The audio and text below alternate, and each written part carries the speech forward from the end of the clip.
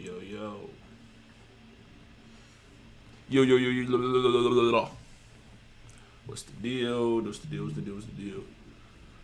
About to finish reacting to this Jeffrey Almonte video. Said I was gonna come back and finish it. Am I gonna finish it? I hope so.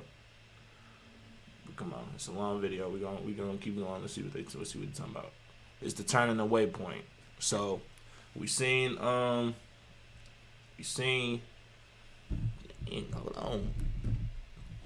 So we seen him go to we seen his a little bit of his upbringing. We saw how he was in the church. He was in the Christian church. And we seen how that went. Yeah. The last chapter thing we left off was church hurt. I think it was called church hurt. So he was going over everything that was going on in the church that went wrong, like, you know, them being in this one church where it was like a fashion contest. It was like a lot of women competing for the pastor dealing with all the women. You know, these typical Christian church stories. And then, not to, demean his testimony. I'm just saying, like, this is something that goes on in a lot of these churches. These pastors be freaks. So, and then he was talking about how the next church he went to, they ended up finding the church, and the pastor was on like some narcissistic, greedy type of timing where they wasn't really putting into the band that he was working with, and they wasn't putting any money into the equipment. Then he decided to go out and get his own money for the equipment, by selling his stuff in a yard sale. And then when he got the money, the pastor was like, "Hey, I need a piece of that." So that was I think he said that was like the last straw as far as quiet. I think he said that was the last straw as far as that went when it came to the church. But now we on the turning away point. So let's see what he's talking about. Big thing, they do whatever they got to do for 10, 15 minutes, and it's open. No, I would spend hours, and to me it was this compulsion.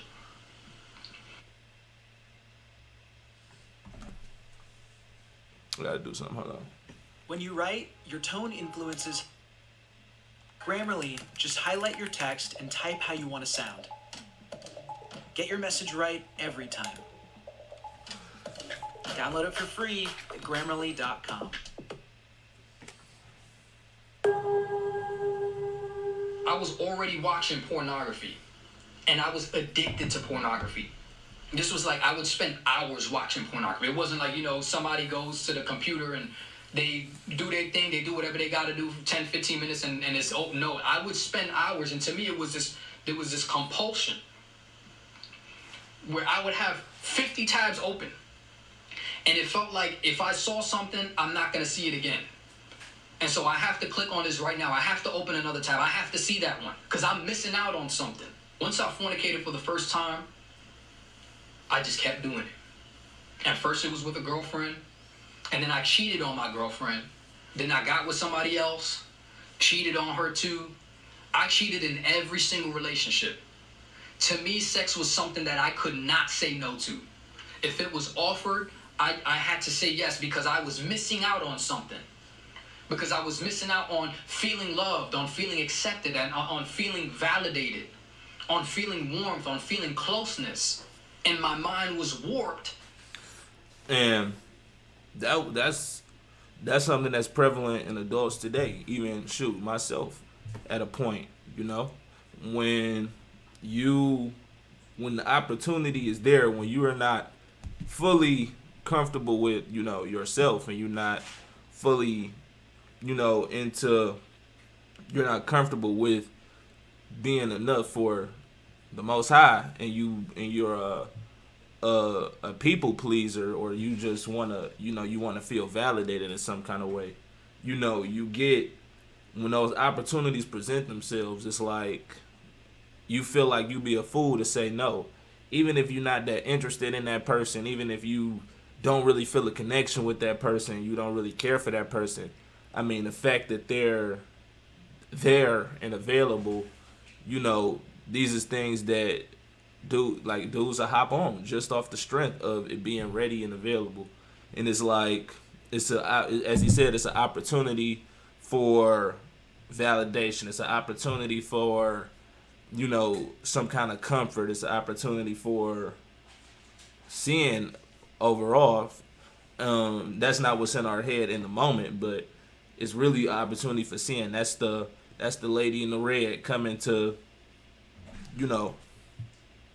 it's the lady in the red coming to essentially make you go astray. So if the person is not right for you, or the person is not, if you don't feel that connection with that person, obviously you're supposed to leave that alone. But with the flesh and with the fleshly bodies and everything like that, and with temptation and all of these other things, the porn, the social media, the thirst traps and everything, it plays on the guy's mind to where it's like, okay, if I don't do it now, it might not happen again.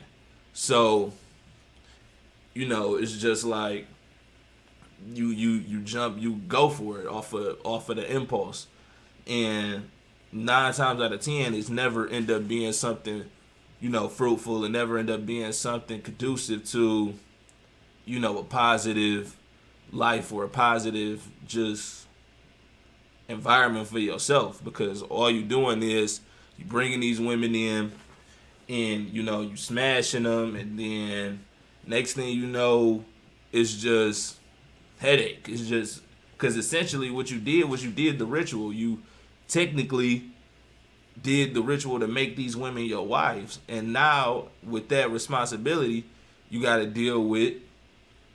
They're gonna obviously feel entitled to you. They're gonna obviously feel entitled to some version of like your time. They're gonna feel there's all of these things that come with it that guys don't be ready for, but they don't understand.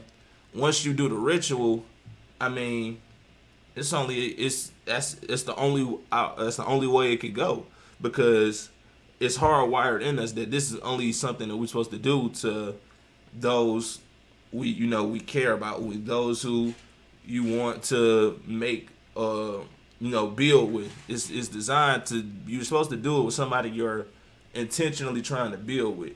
And what modern society has done is they trained our brains to believe this is something that you can just do casually, something that's just is liberating. Just get your rocks off. Everybody get their rocks off. Do what thou wilt. It's no problem with it, even though the long-term ramifications for it is detrimental.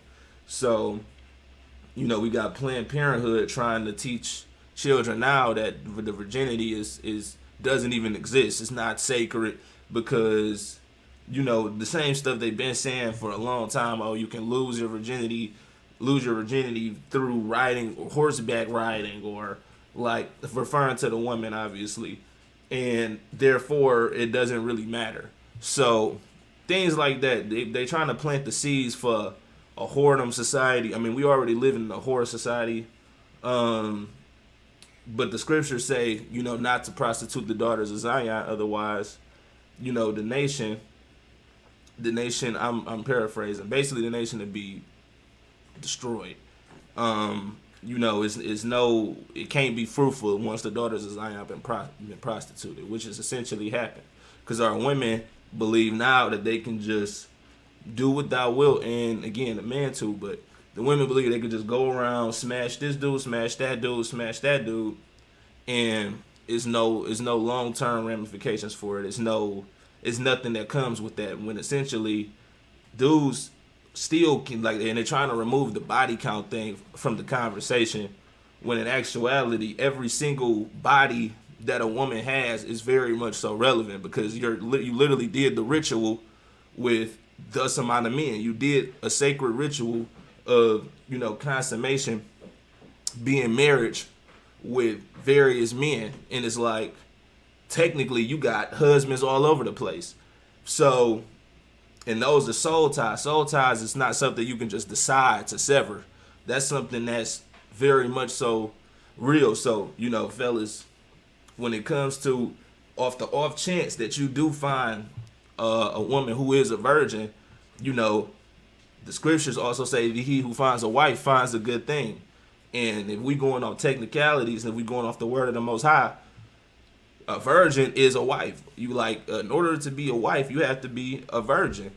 And if you find a virgin in this current climate, you definitely found a good thing. So treat it as such. Dudes get a virgin and like I don't, she not really experienced, boom boom boom and all of that. But that's the flesh talking. You want one of these porn star chicks. You want somebody that's gonna go crazy, but and all of that other type of stuff. But in actuality, you can build a virgin up to whatever you want her to be. I mean, it's free reign. It's it's you at the end of the day. So if you want to sit up there and go around and try to find this this chick that's gonna go crazy and do all of these crazy tricks and all of this other type of stuff, just know how she got to that point. It didn't just come over, it didn't just come overnight. So, and 9 times out of 10, you got a woman who has a plethora of soul ties, and she 9 times out of 10 won't be able to love you the way that you were required, because women, they can lose their ability to pair bond. After so many bodies, it gets to a point where it's like, she's blew out. She can't even feel you like that, because she done dealt with too many heartbreaks. She done dealt with too many dudes leaving her. It's like, it's no way she could ever fully submit and trust you as a man when she done dealt with so many dudes that's not ish, And and then I see this a lot of the times where women believe that just because they got a low body count that they somehow steal virgin status. I've been seeing that a lot recently. Like, no. It don't matter if you got 3, it don't matter if you got 5, 4, whatever. 2. I mean, every single one counts. Every single one is valid, because it's a testimony to your discernment. It's a testimony to, your willingness to give yourself up to another guy. I mean, be quiet. It's your willingness to give it up to another guy. So at the end of the day, I mean, yeah. To think like it was because I loved them that's why I was fornicating. Oh, if you really love somebody, it's okay to have sex outside of marriage as long as you're serious with them, or as long as you love. First is as long as you're in a serious relationship with them. People put labels. Oh, you a hoe if you have sex with random people. But if you have sex with somebody after you've dated them for about a year, then that's okay. Other people, that's a long time. I was 6 months. And 3 months is okay as long as you're really serious about them. And then it went from that to the ideology of the world of, you can have sex with whoever you want. No slut shaming, no nothing. There's no shame in your game. Just have sex with whoever you want. And then they genderized it to make it like, oh, women were being shamed for this, but men are boastful about this, and they're patted on the back about it. And so they made it a political thing. They completely erased the sanctity of what it means to connect, to become one flesh with someone, as a symbol, as a manifestation of what is happening physically when two souls connect. And so to me, really, I was treating it like it was candy. But you know what the funny thing is? Candy is supposed to be a treat. But nowadays, with high fructose corn syrup and everything, it's like candy is just whenever you can get it. It's so cheap and so affordable to get candy. It's not like back in the day where you had to hand make candy. It was a specialty. It was a delicacy. You can just go downstairs and get some candy. You go to church, they got mints and candy everywhere for you to eat now. You go anywhere, you can get some free candy. And that's what sex is like now. And truly, the people that I was in a relationship with, I did love them. Like I said, God blessed me with this gift of having a passion about anything that I cared about. And I loved these people deeply. But the act, what I was doing, how I was treating them, that was not love. And so in my mind, and in a lot of people's mind, and how... And another thing, fellas, when you in the truth, and when you in the truth, the Most High is not gonna take too lightly of, you being a whoremonger male, you going around smashing different chicks, because at the end of the day, you are the closest thing to God walking the planet. You're the closest thing to the Most High walking the earth. You the male, the man. So you going around smashing chick after chick after chick after chick, you are setting a demonstration to these women of what God is. And if you set in a wrong demonstration, you're going to be judged and you're going to be punished for that. Because at the end of the day, the reason a lot of these women are lukewarm Christians, and the reason a lot of these women refuse to submit to a man and they refuse to follow the word of God is because they understand the fact that God himself is masculinity. Like, he's masculine energy. He's a masculine figure. Therefore they're gonna reject masculinity as a whole, because masculinity has done nothing but, desecrated, pillaged, then ransacked them. So it gets to a point where you're gonna be judged. You're gonna, like, the man is gonna get judged regardless. Like, do we look around in society and see what's going on? All of these dudes with these BMs, these wicked BMs, because the scriptures also say a wicked woman is afforded to a wicked man. So these dudes got these BMs, breaking their windows out, going crazy, putting these dudes through hell essentially, because these are the women that these guys decided to inseminate and lay with. So it's just a matter of, that's your judgment. But he's gonna keep judging until it clicks into our heads that we need to take this seriously. We need to stop painting this picture of the Most High as what we're displaying. If we displaying negativity, if we the representation of the Most High walking the earth, and we going around just wilding out, and we turning women away from God due to our behaviors, then we are the same. It's really abominable at the end of the day. Like, even just thinking about it now, it's like, man, y'all are the representation of the Most High walking the planet, and acting that way is doing nothing but turning women away from God. And if that's the frequency that you operating on, you a dang on Babylonian Satanist just like the rest of them. You are no better than them. You no better than the haughty woman that's got their nose in the air and she refused to submit and all of that type of stuff. You created the climate to breed this type of woman. Therefore, this is the bed, that we all got to lay in. It's the sins of the father. So, we just got to tighten up and stop, playing around and get out of the modern society indoctrination of, again, like you saying, sex is liberating, sex is validating. It's just something we can do. It feels good. Like, it's a sacred act, and we have to treat it as such. We have to only cross them lines with somebody that we intend on making a wife and somebody we planned on building with. And again, we know, I just said, we know what a wife is. So, it really is what it is at this point when it comes to, that talking point. Like, so a lot of women ain't gonna like that. If you got bodies under, no matter if it's 3, 4, 5, 6, 7, whatever you think is a low number, you're technically disqualified from being a man's wife. And the thing is, these women be having these counts, and they think and they still feel entitled to being somebody's one and only. In modern society, women still believe that they deserve a man to get down on one knee, submit to them, and make her his one and only after being desecrated and after being just ran through. I don't care if you got 4, 5, you're ran through.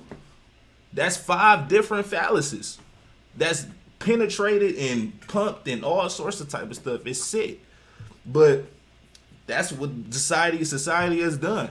They taught women to believe that, that their virginity and they virginity and they just, they wars and all of that other type of stuff. They just believe that it's nothing. Like, it's nothing. And then they think that once they cross certain lines that the damage just goes away. It doesn't. So, it is what it is. Let's go. were raised is like, oh, you fall in love. Love is something that happens to you. It just hits you like a truck. You know, you could be married and you just fall in love with somebody else. And therefore, because you just fell in love with somebody else, that means you just forsake your whole life and be with the one that you love. People really walk around talking about if you're with somebody and you love them and then you fall in love with the second person, go with the second person, because you never would have fell in love with the second person if you really was in love with the first person. Do you hear how silly that is? Like, to turn love into this emotion when emotions are fleeting. You have an emotion right now, tomorrow you have a different one. In an hour you have a different emotion. So I was doing that. I was studying all these different religions. I had even gotten into Satanism. And I never praised the devil myself, but I was like, you know what? Some of these tenets of the humanistic Satanism, like do as thou wilt, and freedom and hedonism, why not? It's empowering. It's finding the God within yourself. And I even started believing that God was just mad and jealous of Satan because Satan recognized who he was. Because Satan saw the power that God had gave him and wanted to use it for himself. He would no longer... And you know, it's crazy. It's crazy, you know, obviously he turned away from this version of himself. But when you just look at this and you just see the countenance and the darkness on him, it's like, man, Satan really does a number on people to where you could look at something like this and believe this is like good in some kind of way. I mean, this is crazy, you know. A man who says without sin is a liar and truth is not with him, is not in him. I'm not judging this guy, but I'm just saying, like, damn, this is a crazy look. Be a slave to God. This is how warped my mind was. So I had befriended somebody who also grew up in the church, and he was also a prodigal son. He started getting into crystals. He started getting, he said he wanted to do a witch coven. He wanted to open a witch coven so bad. I wasn't into like the crystal stuff or the witchcraft stuff, and it's funny because he's a sensing type. I think he's like a ESTP or ESTJ, and I'm an intuitive type. I'm an INTP, cusp ENTP. So it's like my journey was more like internal, like the meditation, and me, I was like, I want to use dark magic. And he was scared about it. He was like, oh, you want to use dark magic? I was like, yeah, you have to use hate and suffering and all of the negative things that are in life and channel that into your work and into your art and channel that into empowering yourself. But he thought I meant like dark magic, like to hurt people. I'm like, no, like you're taking that energy and you're alchemizing it. But we were both on the same page. We both had a works-based salvation.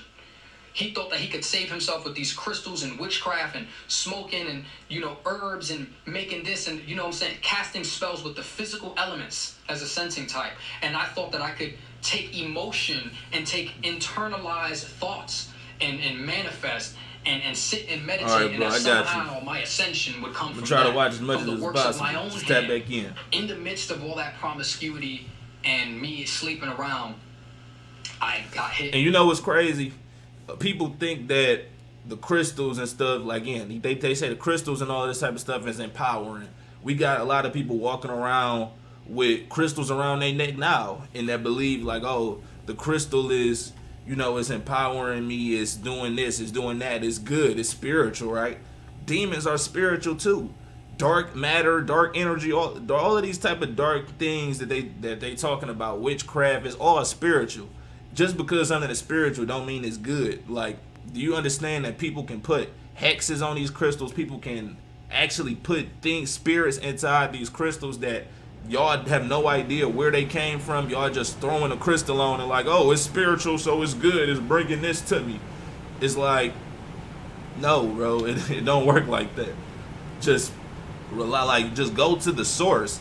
That's all you got to do is go to the source. But people are so afraid to go to the source because they know what they've done. They know they are afraid of being judged by the Most High, but they don't understand that, you know, he's a loving and forgiving God. All you have to do is go to him and confess your sins as to what you've done and tell him you want to be made anew. Tell him you want to be better.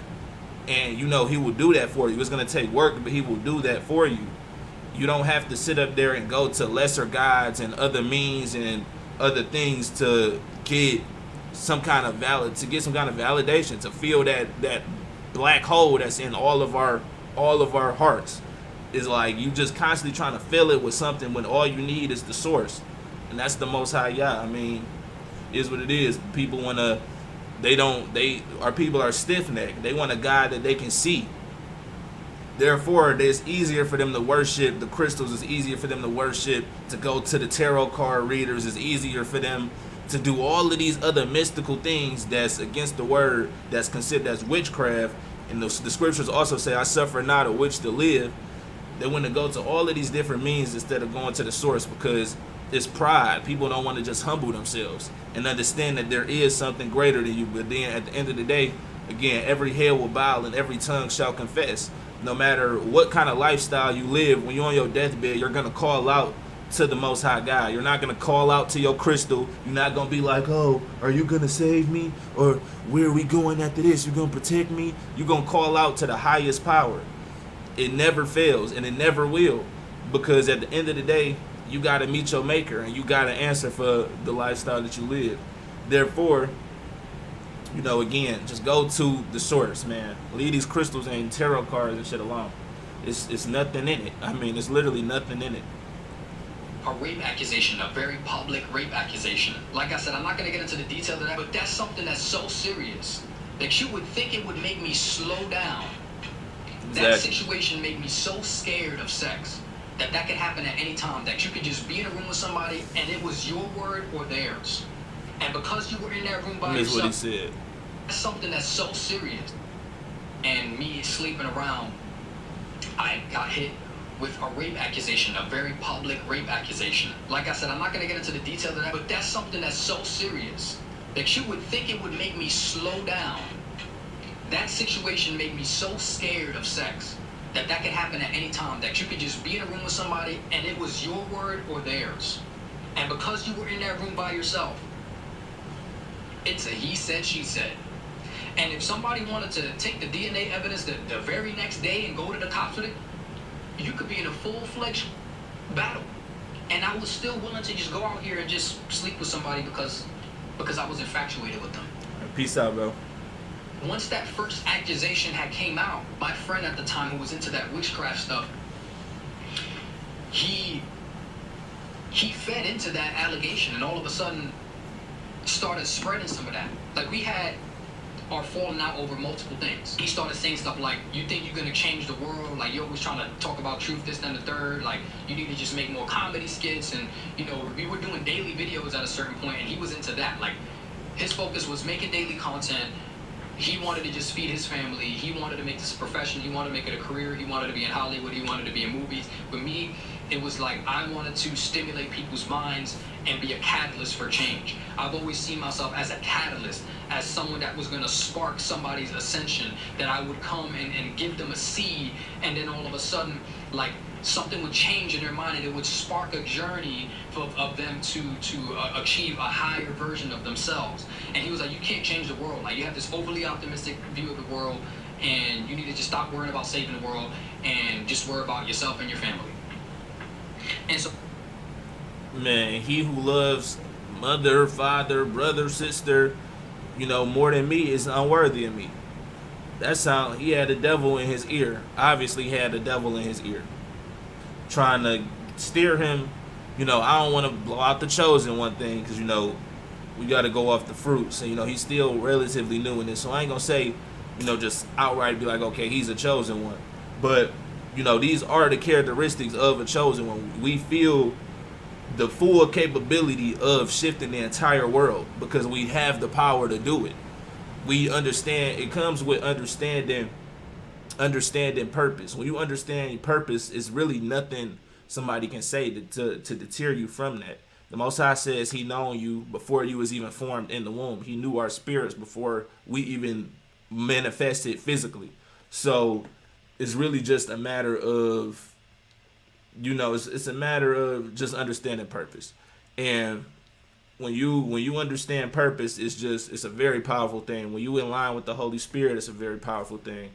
And he had somebody in his ear trying to tell him, oh, you got to feed your family, you got to da-da-da-da-da-da, and all of this other type of stuff. You got to blow up, make this money. But at the end of the day, we just here to teach, enlighten the people. We just here to get people to repent and turn to the Most High. I mean, that's pretty much it. It's all just work for the kingdom. And even though he was trying to do work, he was trying to do, work for the kingdom of darkness, because all it is, that's all Satan does. He just corrupts and perverts, what's already established. If he could recruit any of us, this is what Newbury was just talking about, I believe yesterday. If he could recruit any of us into the kingdom of darkness, he definitely would. And then that same power that we have serving the kingdom, the Most High's kingdom, is the same power that Satan can manipulate to serve his kingdom. It's literally two sides of, the same coin. So it's just a matter of, and it's crazy that the same work that he was planning on doing, he started out doing the work for the kingdom. Then again, he turned into doing work and for the kingdom of darkness in the same frequency, like probably the same articulation, the same mentality of doing work, doing works for improvement, the same mentality of trying to get people to get to their higher selves. But in this instance, he's bringing people to a lower self, because he's using dark energy and all of that other type of stuff. And he's got different spirits operating in him at this point of time. So it's just it's crazy, man. And now he's converted back over, and now again he's trying to do work for the kingdom of the Most High. So all praises to that. Had intrinsically different mindsets, and I felt like he was selfish, and he felt like I was naive. And so we had split paths, because at the end of that, he started saying like, oh, I'm hearing all these different things about girls saying that you did this and that. I was like, wait, what are you talking about? Who? And I can't tell you that information. He had taken that accusation, used it to say like, oh, there's all these other unnamed random girls that could be made up for all I know. And I just wasn't budging. And we both argued. Like, he was the type, he'll send you paragraphs. You gonna send me paragraphs? I'm gonna send you an essay, bro. I'm gonna send you a dissertation. Meanwhile, he's over here telling me Happy New Year's and God bless your family and stuff in my inbox, but I'm hearing he's saying all of this crazy stuff about me. And you know what? Yeah, I was just gonna say something, but I was just to make it short. Men don't do this. Obviously he said they was young, 19 and 20, but this sound like some kind of like, I can obviously Buddy was operating in some effeminate energy, because it's just off of what it sounds like. He's talking about you being accused of this, so I can't talk to you no more because of this. You're not doing that. Then you send in essays and paragraphs and all that to another man. Like, dude, men don't do nothing like this. Like, this weird behavior. But let's go. Nebulous backdrop since 2016 for years, even after that public accusation of like things that he said, and that would just carry along for the years to different people's ears, and they would start remixing all of this different stuff that they would hear. Names that I've never even heard of. You know what I'm saying? Saying like, oh, he did this to my homegirl from Mississippi, never been to Mississippi, stuff like that. What I went through, the public shame and the death threats and all of that stuff, I don't wish that on nobody. I don't care how much of an enemy you make yourself out to me to be, because nobody's my enemy. And so even then, I was still fornicating out here. I was in a polyamorous relationship with 2 women. And could you believe, even then, after I thought that I would be satisfied having 2 girlfriends, because that was like my thing. I'm like, I've always thought that I was going to have 2 wives. The wisdom of Solomon, huh? And I cheated on those too. And then I became a relationship anarchist. I had multiple relationships, 5, 6 different girlfriends, 2 nesting partners, and several girlfriends outside of that. And then multiple other women that were friends with benefits, or just like, it was a whole web. It was a whole web of polyamory and a whole philosophy of freedom and hedonism. And if you truly love somebody, you won't want to control them. You'll let them give into the desires of their flesh. And you'll live your life honestly. And it was this moral grandstanding to where if something feels good, then therefore it is good. That we should just cater to our feelings and the feelings of others. And so politically, where I was, there was a lot of that. And so now I was submerged into this. And my dissociation had become so bad that I had voices in my head, and these voices would often take over, and they would do certain things. Like, part of me wanted to be monogamous and be with one person, right? And I'll be with this one person, and I'll feel so guilty because I wanted to be with this one person. But then another part of me, or another person in me, was polyamorous, and so it was a tug of war where I would either get in a monogamous relationship and then become this other person that would be. And see, it's an interesting battle we having, because if at the end of the day he could have more than one woman, he's just not doing it in the right frequency. He's not doing it, biblically. He's not treating these women like wives. Again, he said these women are like his girlfriends. These are girlfriends that he's smashing on, which is what a lot of dudes got. They just got girlfriends. And at the end of the day, what really is a girlfriend? I mean, is a girlfriend, a girl who's a friend? I mean, it makes no sense. That's your girlfriend and you smashing her. I mean, that's all it is to it. It's no actual structure to that. So, but if he felt like, okay, he wants more than one woman, and therefore, there's nothing against him having more than one woman. It's the problem comes in when it's just lust. It's just adultery. You just smashing these chicks and like, okay, boom, you and me, or you and me, now we can smash, or whatever it is. It's about intentions. It's about if y'all as a union are building for the kingdom, or are y'all building for the kingdom of heaven or darkness? Are y'all feeding into, the kingdom to come, or are you feeding into, the Babylonian structure? Are these women getting courted? Are they getting edification? Are you making women out of these people that you're dealing with? Or are they making you a better man? Or are they just draining your energy? Or are they just taking from you, and taking from you in result is taken from the Most High? So it just all depends on intentions, and it all depends on, the spirit that's operated within that union. There's nothing wrong with him having more than one woman. He just was doing it on the way left side of it, to the point where it was whoredom, and it's adultery, and it's everything else that's deemed abominable. But let's go. Or if they didn't cheat and they were honest and they wanted to end the relationship, they would end the relationship only to the demise of the entire system of people that I was. There was even a person in me named Enigma who had their own style of music that they would make. We each had our own different talents, skills. Okay, see, yeah. He said that's that Sasha Fierce, Roman. Y'all be thinking these celebrities be playing when they got all of these different, these different personalities and all of these things in them that do things that they can't do, these different spirits.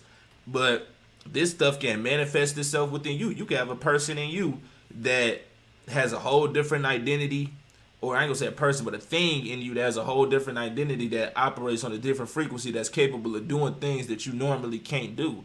This is stuff that you're very much so capable of doing when you are into the dark arts, like he already said he was into. So obviously we have to assume that Beyonce and all of these other celebrities with these alter egos is into the same practices, except they have the reprobated mind to where they've already accepted that this is me and this is like a good thing. This is something they can publicize. This is something they can tell you, and you'll think, oh, that's so cool. She has another person in her. But at the end of the day, they are practicing dark arts, and they manifest in spirits, and they are getting body snatched by these entities. So, I mean, let's go. Even disabilities. Like, for example, like I wear glasses, right? Where there was a time where I had 20/20 vision, but then there were days where if I was someone else, I wouldn't have 20/20 vision. And I'm saying I as like the entire system, but at this point in time, I truly was multiple persons in one brain. And I had felt also, it had always felt weird to me when people called me young man. And I thought maybe it's because I'm a boy, like I'm a little boy. When I was 12, the first time people called me young man. But then I was actually a young man. Every time people called me a man, it just felt strange to me, like that's not who I was. I had thought that it was because I was non-binary. And so I identified as non-binary for a long time. Like I remember... Oh, shit.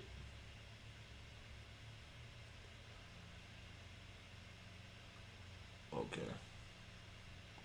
Yeah. First time I was laying down with one of my nesting partners at the time, I was like, I don't feel like I'm a man. She was like, so do you think you're a woman? And I was like, that's what's even harder about it. I don't feel like I'm a woman either. Like, I don't feel like I'm a man nor a woman. Therapy, for me, came at a time that was really pivotal. Becoming a new father, I needed more support. I have an But the issue was really on a deeper level, I did not feel human. I always felt alien. Like, since I was a kid, I had this dissociation where it felt like I was here. Like I was placed here. I just woke up and I was here in this weird dream. And in my mind, I didn't belong here, but I kind of did belong here. Like I was sent to do something. I didn't know what that something was. I was just sent here, and my memory was wiped clean. And I had no idea why I was here and why I had to experience all the things that I had to experience and when I would know what I was supposed to do. So yeah, I was non-binary, which to some people is considered transgender, to some people is not considered transgender. I didn't really consider myself a part of the LGBT community, but people made me a part of it, like that, you know, they would consider me a part of the LGBT community. I also started to become, out of nowhere, attracted to trans women because nothing meant anything. Gender didn't mean anything, morality didn't mean anything. You know, everything was a social construct. Relationships were a social construct, marriage was a social. And again, he said that he was introduced to pornography at the age of 4. So 4 is like right when you're really starting to become cognitive. So some of his earliest memories as a child, he was watching people have sex. Like he was literally watching the consummation of marriage ritual. Like it's crazy. I mean, yeah, I mean, he been seeing this since he was a little boy. Like a baby, not even a little boy, but a baby, he been seeing this. So, and well, again, we didn't heard stories about dudes who've become serial killers, like just off of being introduced to porn at an early age. So it always end up going back to that, and it's just like, do you know how demonic of a frequency that shit got to be on to constantly ruin so many men's lives just off of, I ain't gonna say ruin their life, but like basically send them, well, some guys never recover, so yeah, ruin their lives. You know, in his case, all praise to the Most High, he was saved. You know, even in my case, all praise to the Most High, I was saved.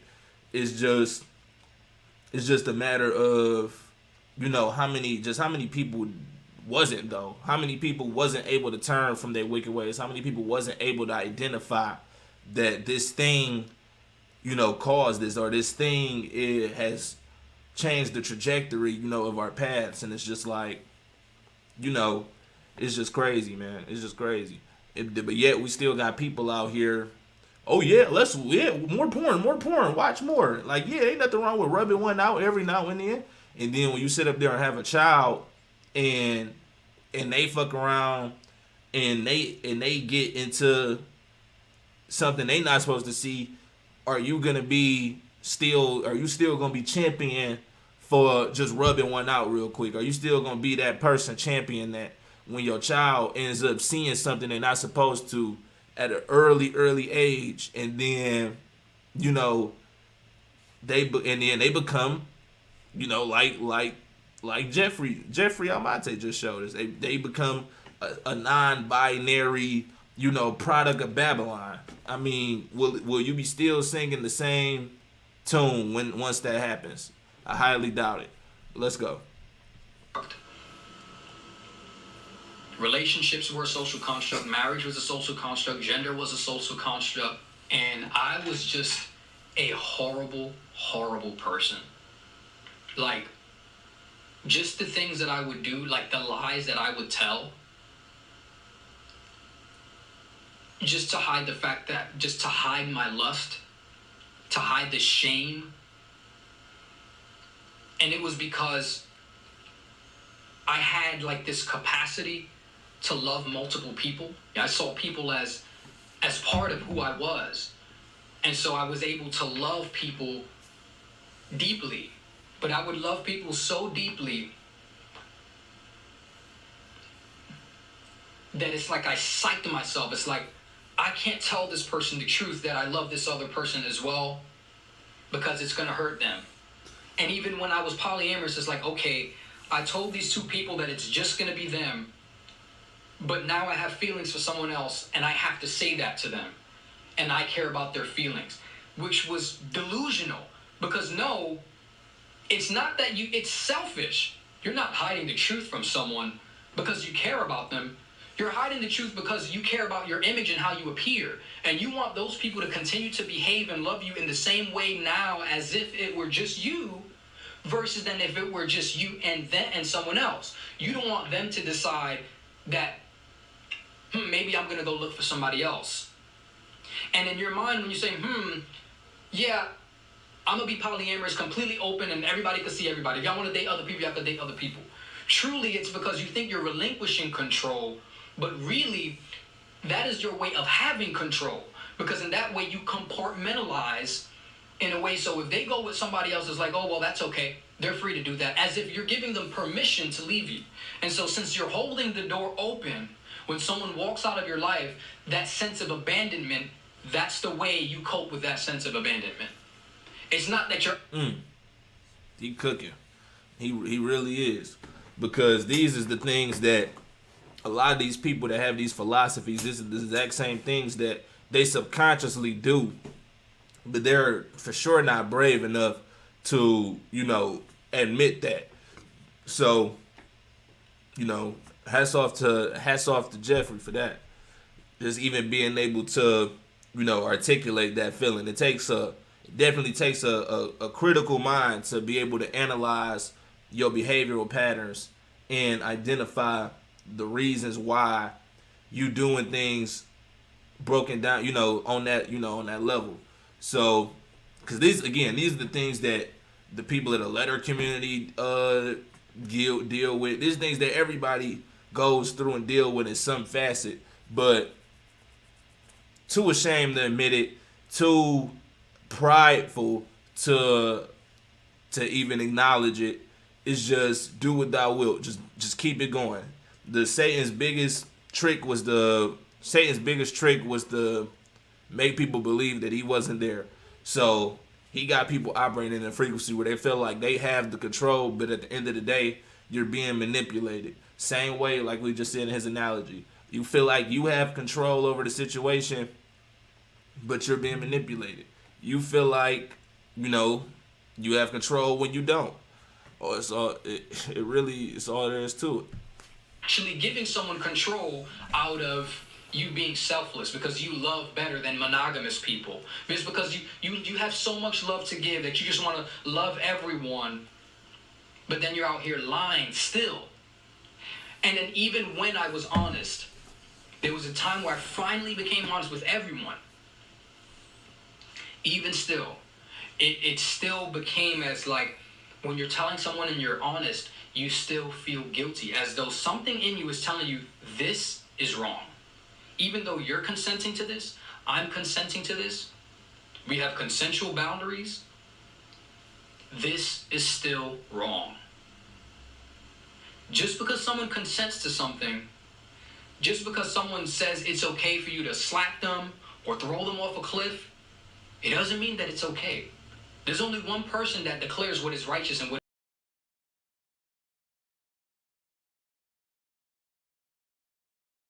what's right. That's not the way kingdom works. It's a kingdom, it's not a democracy. And there's a head of a kingdom. There's not we get to inject our uneducated opinions on righteousness and it automatically makes something righteous. This is why what's right and what's wrong, in a sense, my philosophy at that time was true. There is no right and wrong. In the wisdom of the world and the righteousness of man, there is no right or wrong.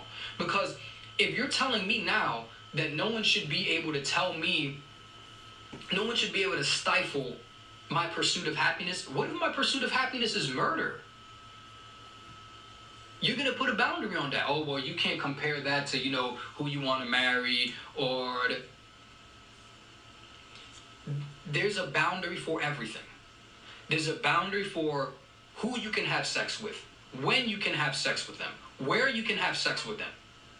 Two consenting adults can't just go out into the street and have sex. That's against the law. Why is it against the law?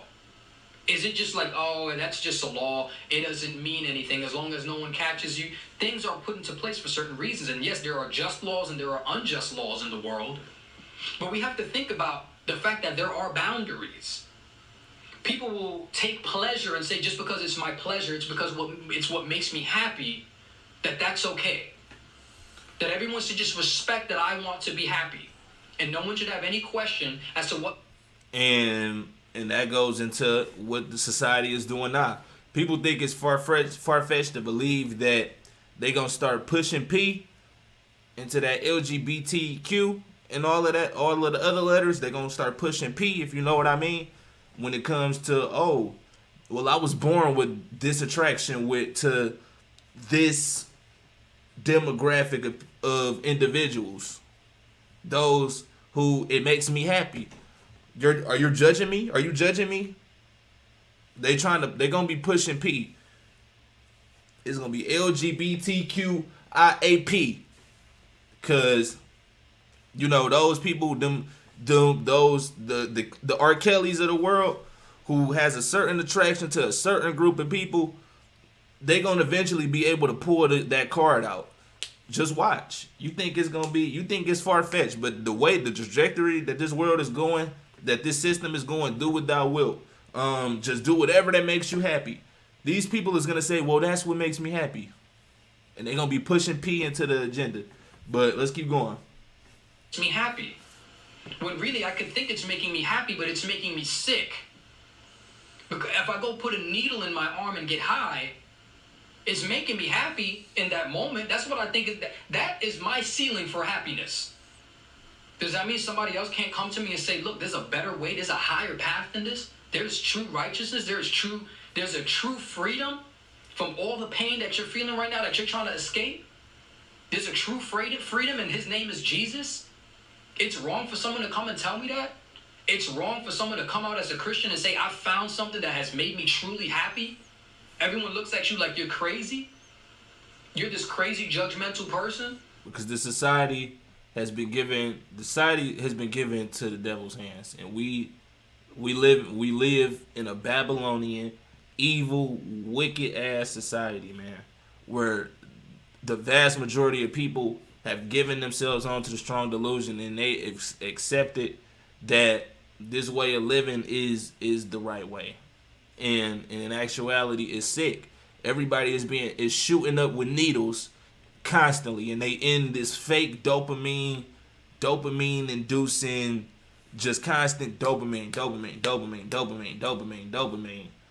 And if you dare say anything about the Messiah, you dare say anything about Christ, you dare try to tell anybody that this is the way, which requires them to humble themselves, which requires them to repent, they're gonna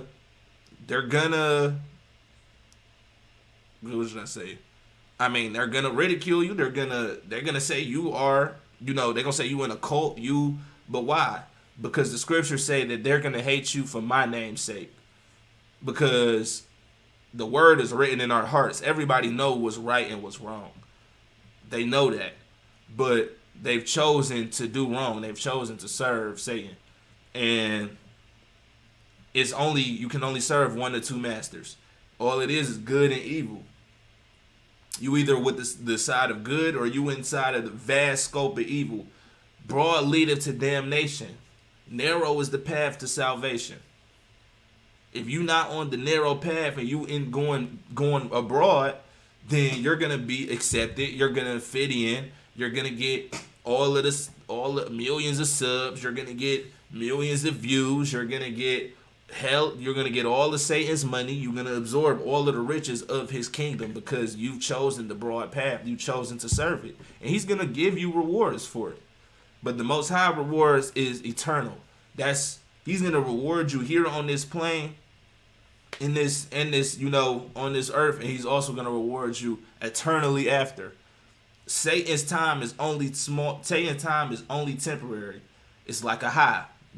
People shooting up on the needle, and then once it's time to kick the bucket, your high is over with. Now you got a lifetime, not even a lifetime. You got an eternity of pain and suffering. The same pain and suffering that you inflicted throughout your time running rampant on earth while you were here. So you chose your path. You chose to go. You chose who you was gonna serve, and the word is plain as day. There's repercussions for that.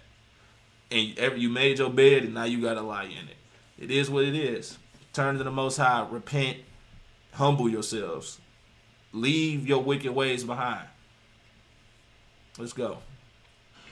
Oh, but you can have your ideology and come out as whatever you like, and then judge others who don't follow what you follow. That's okay. Your intolerance is okay. Because you won't tolerate intolerance. But I gotta tolerate your intolerance. And so these are the contradictions of the righteousness of the world. And that's what I was in. That's the cloud that I was in.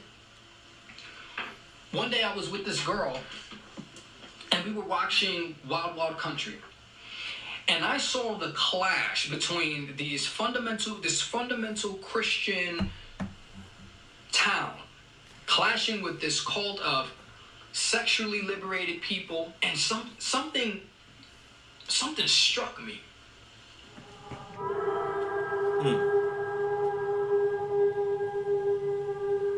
These people are both just trying to live.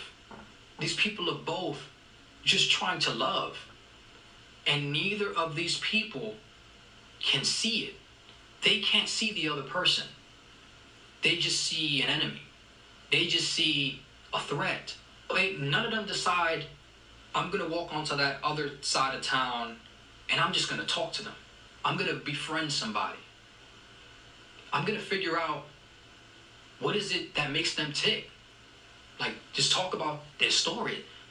And when that happened, it's just like, I just felt like I was both of these people. And when I had looked outside,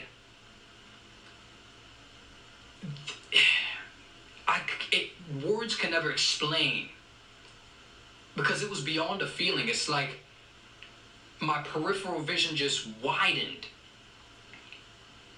And I remember asking the girl, I said, what is this? She said, what do you mean? I was like, what is all this? Like, what do you think about all of this? She was like the documentary? I was like, no, not the documentary. All of this. Everything. Why is a square a square? Why is a circle? Like shapes and stuff like. Who made this? Like, what's the purpose of all of these things? Like, why is it a square? Why are shapes made out of the things that they're made of? Like, why does 1 + 1 = 2? I hit this existential wall where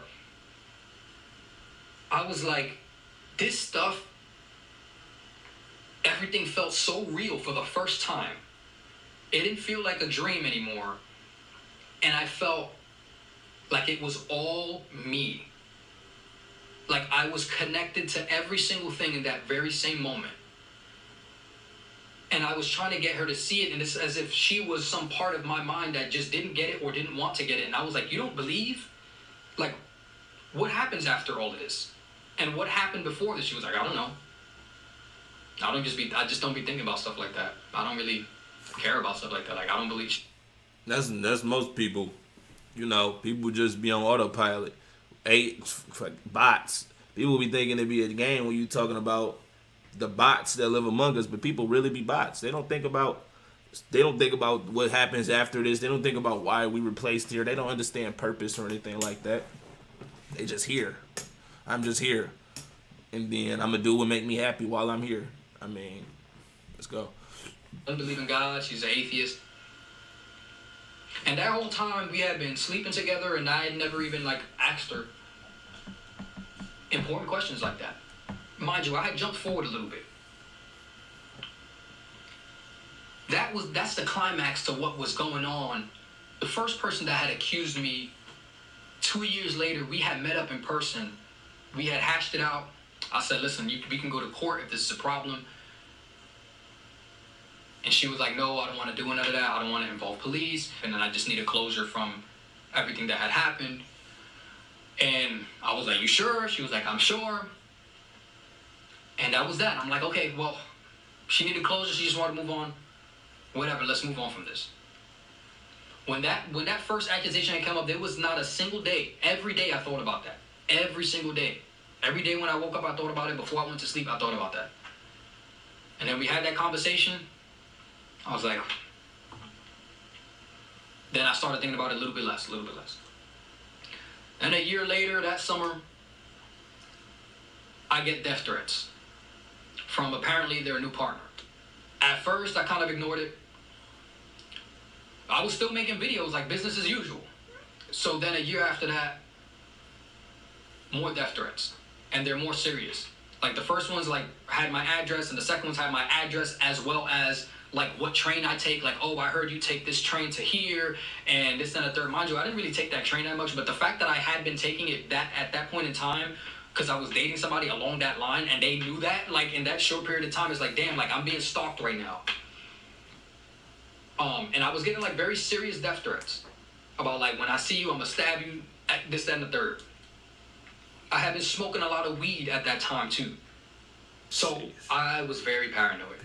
I got so paranoid. Like that day, it was July 4th. And I remember like usually I'm able to mask at that time.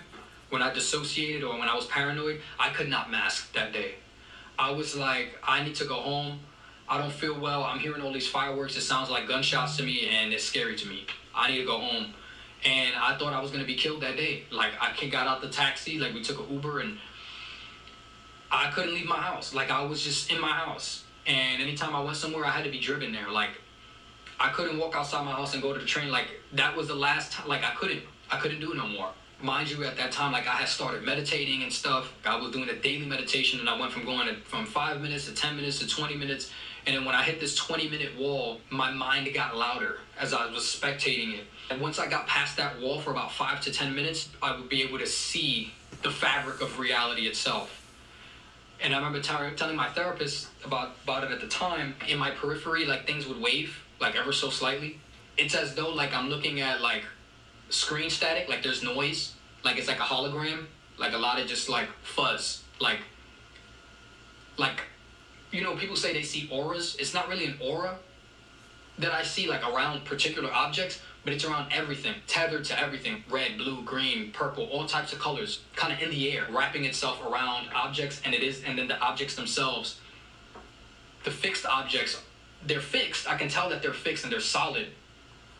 It's not that I can't understand what's reality and what's not reality. It's a dissociation from reality, and it just seems like everything is always in motion. I wanted to get more into that, so I started meditating, and I went past that 20-minute wall and got into an hour and a half.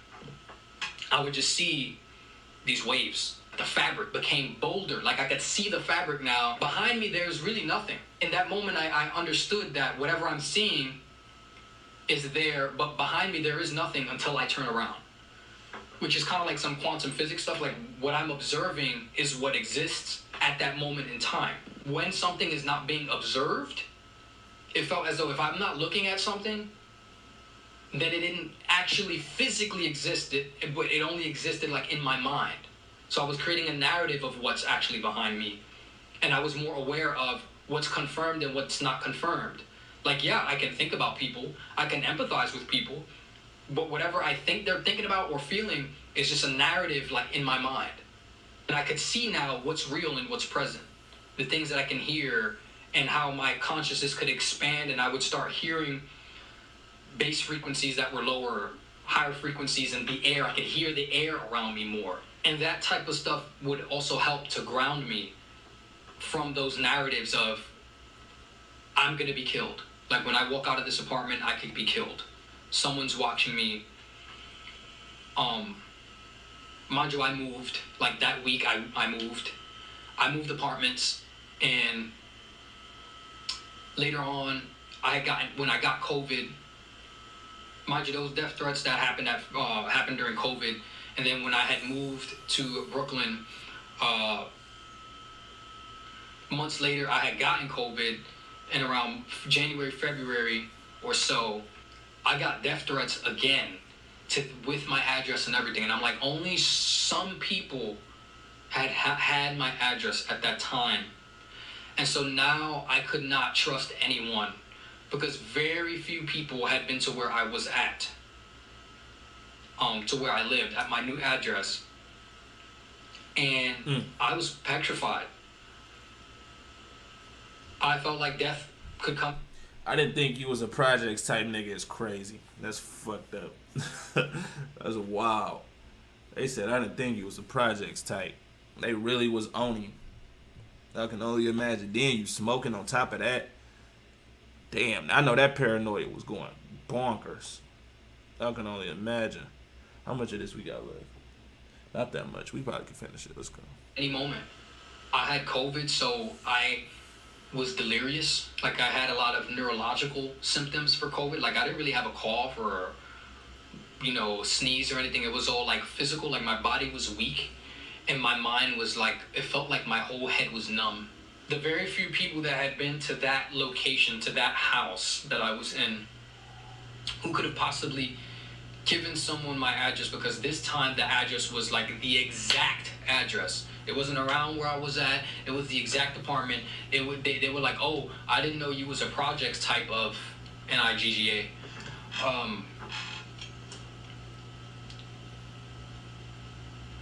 And I was like, this person knows it's the projects and everything. Could it be a neighbor? Like, I don't know, bro. It was crazy. Like, it was either a neighbor or somebody that had been in my house. And I had COVID. I just felt weak. I couldn't do anything. Like, if anybody had attacked me, I would be so unprepared at that point in time. Anytime I heard somebody coming up the stairs, or a neighbor, or a door closed, anytime I needed food, I would, like, beg the DoorDash to, like, come up so that I didn't have to go downstairs. I had to go downstairs one time, and every time I went downstairs, I just had this feeling that at any moment my life could end right then and there. And I would just die being known as, everyone would be like, yay, another dead rapist. Or I think my greatest fear is that someone else tells my story. I remember I had planned a visit to my friend's house in Atlanta, who was celebrating her birthday party. And so I went out there, and that's where I had matched with my wife on Tinder, literally the day that I was gonna delete Tinder because I was leaving Atlanta that day. So we couldn't actually meet because she was working. But we continued to talk, and we continued to FaceTime. At that point in time, like, I had been to LA, I had been to DC. She had told me that she had an apartment with her best friend, and some things weren't working out. Her best friend was going to move out earlier than the lease, and she was looking for a roommate. And I told her, I'm like, well, listen, like, we haven't even met yet. I'm usually rushing into relationships and stuff, and this is not about to be some husband and wifey type thing, but you need a roommate. I've been thinking of moving either to Atlanta or Maryland, so I could do it, but I need to have my own room. It's not, we ain't gonna be like hanging out every day or nothing. Like, we could get to know each other, stuff like that. Just like, it's preposterous. That's such a stupid thing to think. Like, oh yeah, you're talking to this person and you have romantic interest and you're gonna be their roommate, and then, like, what if that doesn't work out? And I remember I told her that I was polyamorous, and, like, how was that gonna work out? Like, if she was comfortable with me bringing, like, my nesting partner over, or my who wasn't my nesting partner anymore because she had moved out, because she was constantly paranoid about our living situation and where we lived. There was a lot of violence. We literally heard gunshots downstairs, and this 17-year-old boy had gotten shot up. I remember thinking, like, maybe that was for me. Like, I was supposed to be the one to get shot. But, like I said, I was smoking a lot of weed that time. I was very paranoid. My paranoia was definitely sabotaging my relationship. She would want to go out, and I would be like, I can't just be out here. Like, people recognize me, and I don't know, like, if people are watching me. Like, people literally, I'm getting death threats talking about what train line I'm on and this and the third. Like literally anything could happen. Like I was just so scared. And she was like, I don't want to live my life like this. Like I want to go out. Like this is not a normal, healthy relationship where like you're living your life based on like fear. I'm not trying to live in fear. And so we just started spending less and less time. She would spend more time with her other partners. Where they lived in areas that were less crime ridden. They didn't live in the projects, and she was tired of that apartment that had loud dogs for neighbors. Like you couldn't sleep. People would constantly slam the elevator door, and you heard it as if it was right next to you. It was pretty bad, and it was like a small studio apartment. So, you know, I liked it. She didn't like it. I grew up kind of rough, so you know, even having my own apartment just felt like such a huge step up. But yeah, I had explained like my relationships and stuff like that to my now wife. But at the time we were thinking of moving in, and she was like, "Wait, like I didn't know." Like she didn't know what polyamory was. She had literally was like, "Dude, like I just googled like what polyamory meant, and I thought polyamory meant pansexual." She was like, "I thought you were pansexual. Like it just meant you were attracted to everybody, regardless of their gender." I had no idea that polyamory, like, I don't know why I mixed those two words up, but I didn't know that it's like we were in too deep. We had already been talking for like a month, and we were talking about moving in together, and I was just like, it had just hurt me that I had gotten so close to somebody, and turns out they're monogamous. And then the compromise we reached was like, oh, like I wasn't going to talk to any more new people, and I was going to keep the same partners that I have right now. She didn't want to really meet my partner. She wanted it to be like not at the time, but maybe sometime in the future or something. I didn't really like that idea. To me, I'm like, I don't want to live different lives. Like I already have dissociative issues. I don't want to have split lives. And then it's like, apparently it's like, oh, she was like, oh, like she'll go somewhere and stay at her friend's house or something if I needed to invite a partner over Kitty, to our house. come here, Kitty. We met in person, and this was like the first time that I had felt Kitty.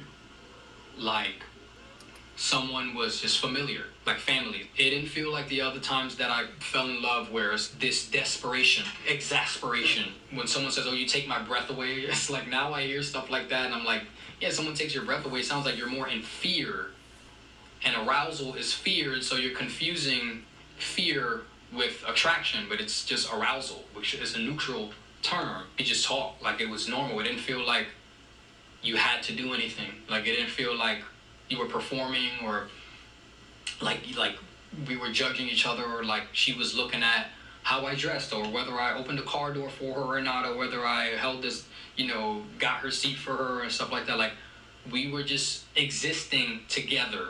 Literally the next day after we met, I get a call from one of my friends, and she tells me that my ex-girlfriend had just died. And I was just like numb. It felt like when I heard that my grandfather died, or when I heard that my uncle died, like I just kind of smiled. Like it was almost funny to me. Like it was funny like on the outside, but then on the inside it was like, it felt like I had tunnel vision. I guess when you hear about people passing on or dying, it's just like it's a strange feeling. Like you kind of just forgot that people do that people die. And so you hear it, and it's just like, no, what are you talking about? But no one would call you to say something that stupid. You know what I'm saying? Like as a joke. I went and I told my wife about it, and it's like, imagine like you meet somebody, and the second day that you meet them, their ex dies. It's huge baggage. I hadn't even got to tell her about everything else that was going on in my life. COVID tickets were cheaper at that time, 2021. And so I said, I'm gonna get a flight out there whenever the funeral is. I said, all right. I go out there to the funeral. I'm out there for maybe about 2-3 days. And yeah.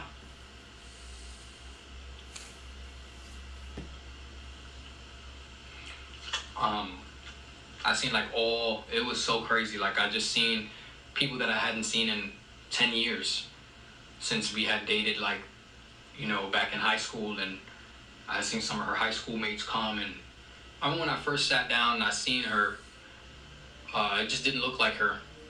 It didn't look like her like at all. And I was just like, is that her in there?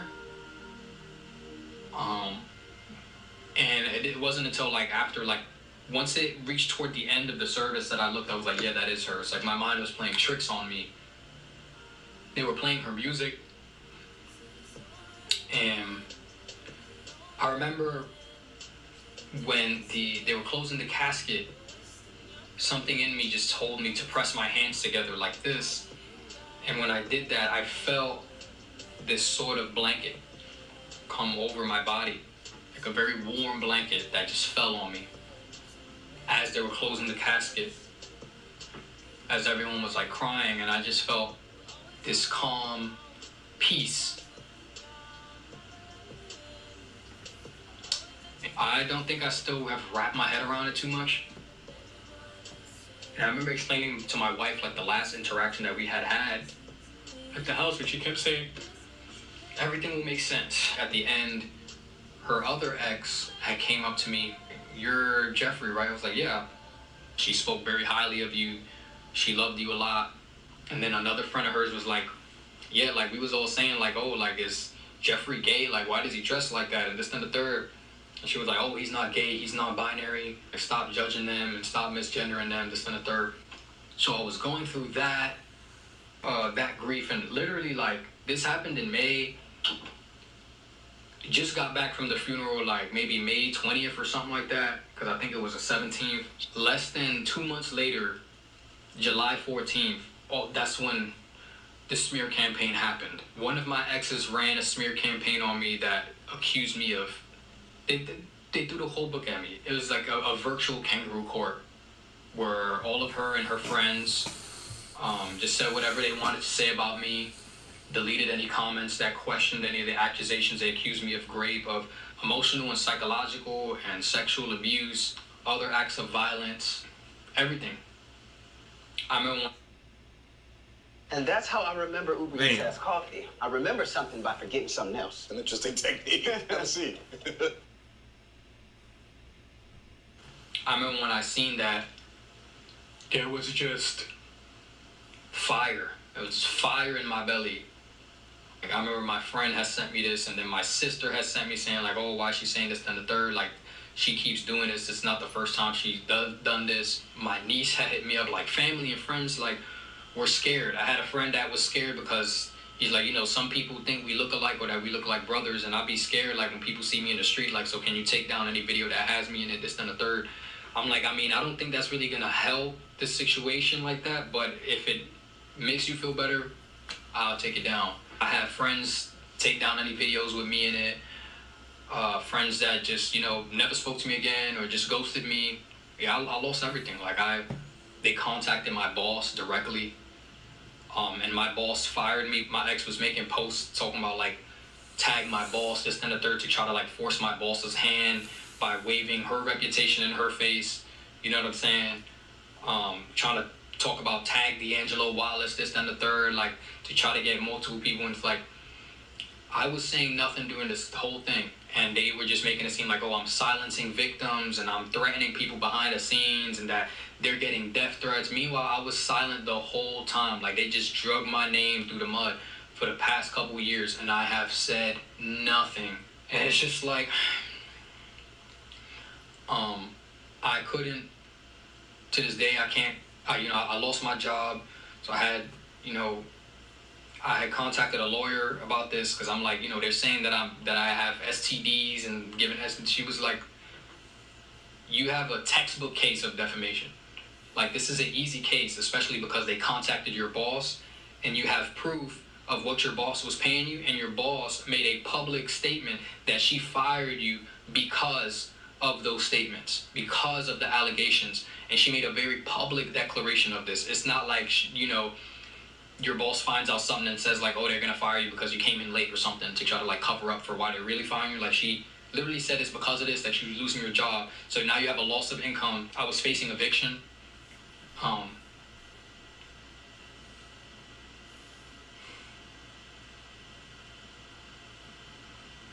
sorry, this part just gets so exhausting to talk about. I have friends like, hey, you need to defend yourself, you need to say this, and I'm just like, there's no point. Like, if I defend myself, people are not going to believe me. And there's only but so much that you can prove. And it's just going to, like, people can just say more lies. Like, if you defend yourself against one lie, they can just make more. And it'll just look like damage control. And the funny thing was, I was already not on the internet for, like, a year already before the smear campaign. I had been making videos after the first allegation, so it's not. And this is the thing, like, something like this could have went either one or two ways, for real. Because a lot of times people deal with, and then, okay, he got it on there. He got this segment called spiritual warfare. You're going to go through spiritual warfare. Like, the Most High's judgment is always just. It's inevitable. Regardless of how you slice it, if you live a certain lifestyle, you do certain things, especially knowing the right and the wrong, the consequences for that is gonna match. It's gonna match. He said he grew up in the church, right? You know, we just going over the testimony. He said he grew up in the church. He knew the way. He had his way. You know, he lost it, and you know the Most High is gonna put belt to ass every time, cause you wilding out. So now, this is what you got to deal with. You got to deal with people that's willing to go these lengths to destroy you, because you knew better to begin with. So, again, he came out of it, but a lot of people don't come out of it.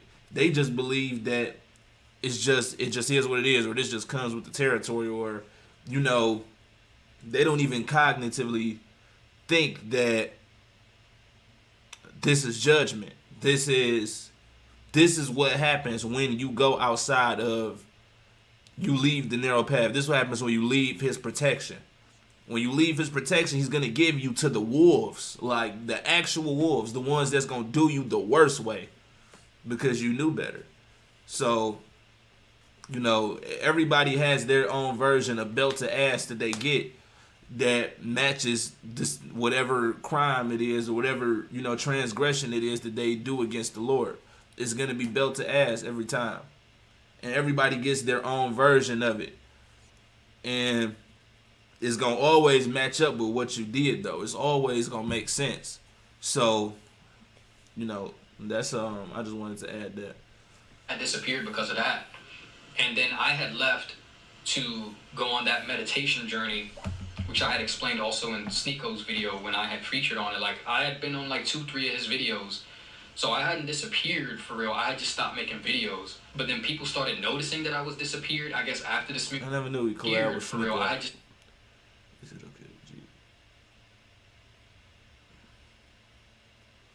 with you? Interesting. Not making videos, but then people started noticing that I was disappeared, I guess, after the smear campaign, and attributed it to that. And I was like, I haven't been online for so long, like, I don't understand why they feel the need to, like, say, like, oh, we're gonna deplatform this person that hasn't even been online for like a year. It don't even make no sense for me to come back and say anything. Now I'm gonna do this again, and I know it's annoying, but I gotta go back. About a month before that smear campaign had launched, I was sitting down and I was meditating. And I had been in meditation for about an hour. And I started seeing that fabric again, per usual. But then this time, it's like I saw light above, shining where my eyelids were. So like, imagine you're looking and like there's light over you. But then when I look up, the light is still over me. Like, I couldn't look high enough for that light to see it directly. It was just, I just knew it was above my eyelids. Like, it was framing my eyelids like a vignette of light coming down. And then all of a sudden, I had felt the light come over me. And when I felt it come over me, I understood that I was in something that was alive. Something that was alive had now surrounded me, and I was in it. And I was able to see that fabric of the universe through that being's eyes, and there were like multiple eyes, but the eyes didn't look like, physical eyes. They were like the shape of an eye, but like the made with that fabric. So there were like all these like little holes, just kind of like everywhere. And then every time I looked up, like I had no memory at that point in time. It's like I was in a fixed place. That was like maybe the first time that I experienced eternity. I was just in a fixed place. There was no time. I had no memory of who I was, or like I just knew what was physically in front of me. All of a sudden I can hear and feel my breath, like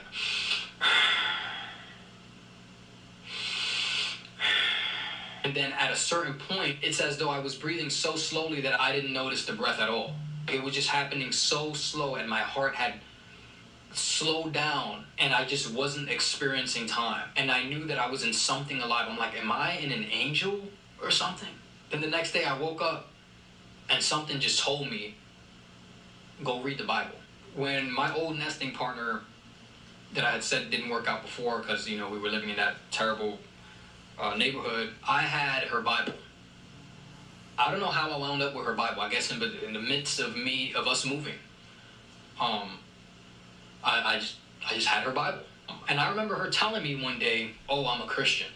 And I didn't know that while we were broken up before, because we had a couple of breakups, that she would call my mom every day and they would be praying together. And I was just like, well, what happened to this? Like, she told me she was a Christian one day, but then it's like, kind of like, it was here one day and then it was gone the next. Like, we just never spoke about that. But then so I just opened up the book of Genesis. In the beginning, God. It just reminded me of that song that my mom used to listen to.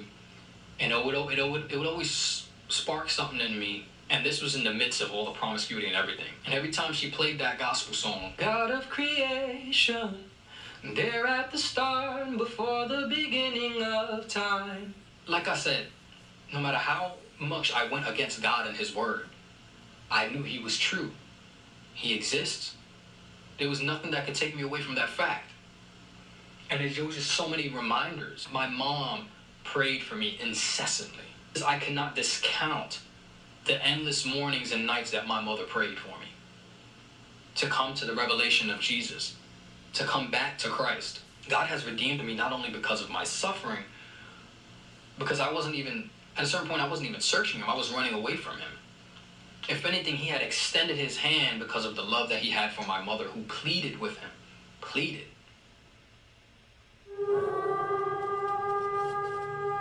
Juice by that, man. What we on now?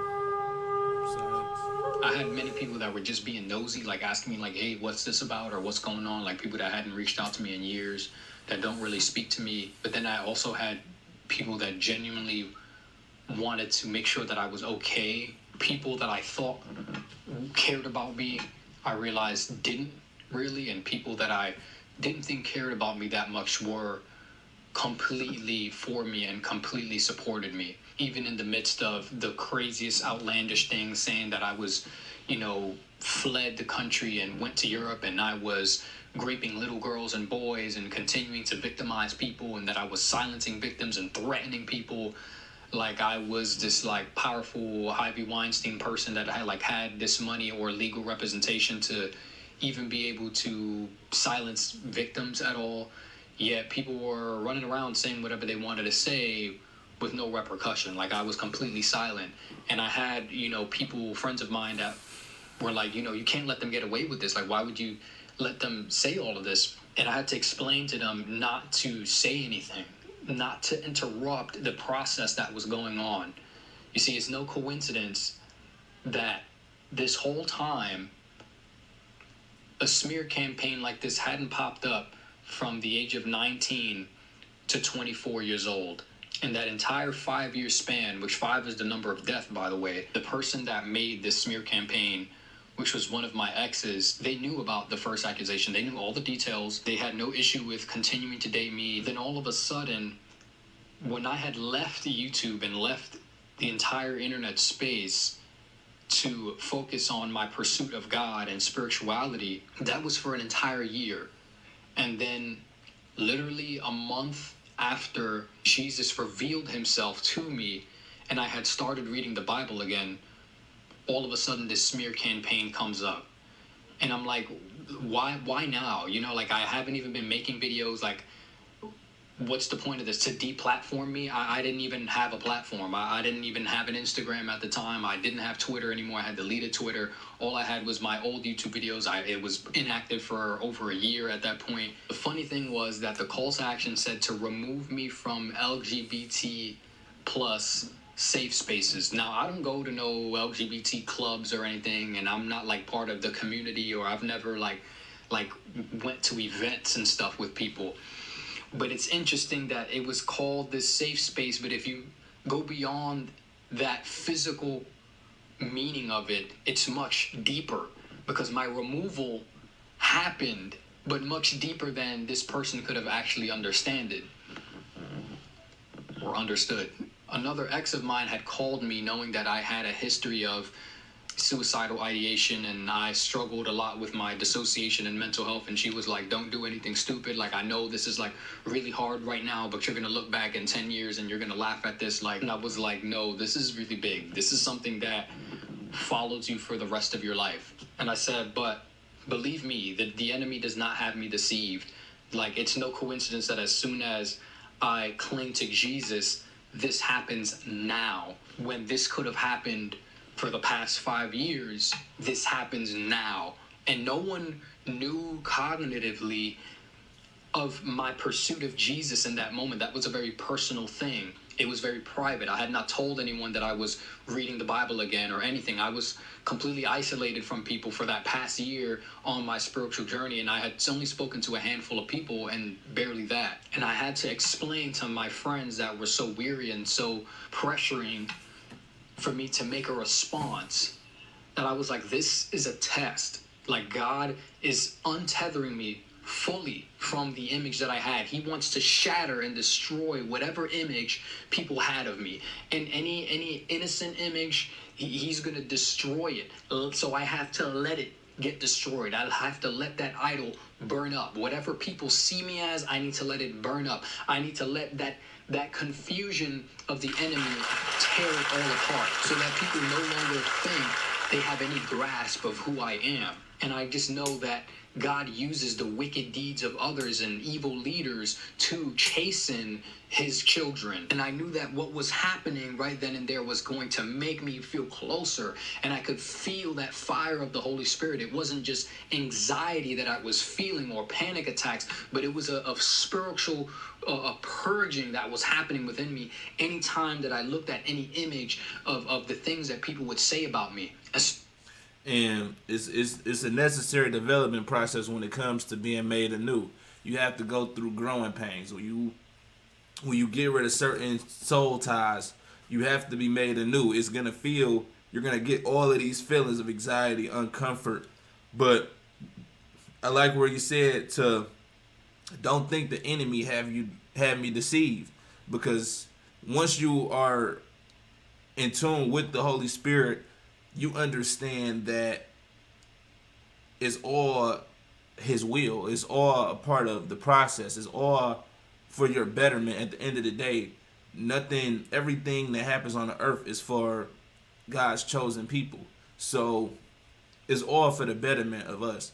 Therefore, even if it feels uncomfortable, even if it feels a type of way, once you come out of that cocoon, or you get out of, the pains of development, the person that you become afterwards is something to behold. Truly. Let's keep going. Actually, because I had started to internalize them once people started saying that, like, did I forget something? Maybe I am this person. Maybe I am this horrible sociopathic person, and I'm deluding myself into thinking that, I didn't do these things. Maybe I dissociated so bad that I don't even remember that I did these horrible things. But I could not let go of the vivid memories that I had of that completely contradicted that narrative. And so I had to stand in that truth. And God had kept those memories for me. After that first accusation, like I said, would think about this every day, and I was obsessed with remembering. It's crazy because this person that started the smear campaign. When we dated, we had many different issues, but the final blow was when I had found out that they were trying to pay somebody $240 all the way in Hamburg, Germany, to cast some spell on me and our partner because we were dating someone together, and was, placing crystals under my pillow and asking my mother for baby pictures of me and making love jars and sitting there gaslighting us, saying that, oh, it wasn't a love jar. Oh, no, I'm not making any spells. It's for your protection and this and the third. And a lot of spiritual warfare was going on. And I was disgusted with that. And that was my final straw. I said, I could take a lot of different types of abuse, but spiritual abuse, you're not about to be out here casting spells on me. And that conviction, there was a boundary there for me. But then here I was in my hypocritical nature, years later, using crystals, consulting with ancestral spirits, and God needed to purge all of those things. I had told my wife about everything that was going on. I mean, she has seen it online as well. She was reading through all of that stuff, and I just felt like there was a chasm between my wife and I, because I was polyamorous, she was monogamous. She had somewhat of a wall up because I'm dealing with all these people, and she was, at a certain point, she was like, didn't even want to be my, she was like, I don't want to just be another girlfriend. I'm your partner, but don't call me your girlfriend because you have plenty of those. She already has this hand up to guard her heart. So when she sees this, she don't know me that well. Like, we literally just moved in. We've been speaking for a month, and she's like, from what I've seen from you, that's not your character. And I have pretty good discernment. That's not your character. And the funny thing is, she had a background in evangelical Christianity as well. But she had left the faith due to some church hurts as well. She also has prophetic gifts that she had used before in ignorance for things like divination and tarot card readings and zodiac interpretation and whatnot, whereas me, I was more the dream interpreter, like telepathy and stuff like that. But we had very similar gifts that God had given us that were corrupted.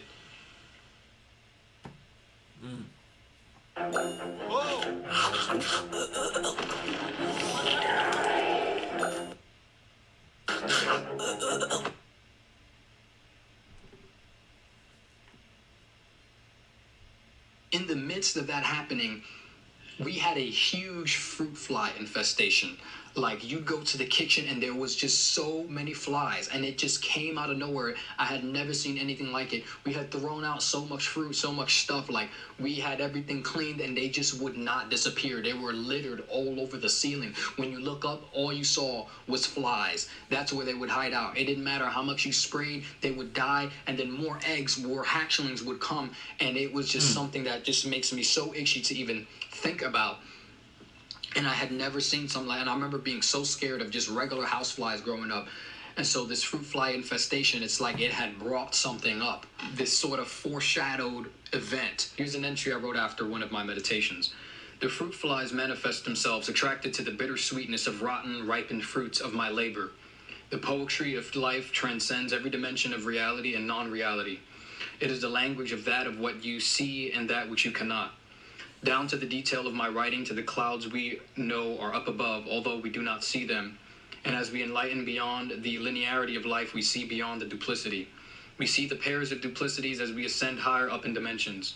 Our bodies build towers and planes that let us see life from up above, and follows the creativity of the mind to travel further than the eye can see, knowing God is beyond the skies, beyond the planets, the galaxies, and beyond the universe.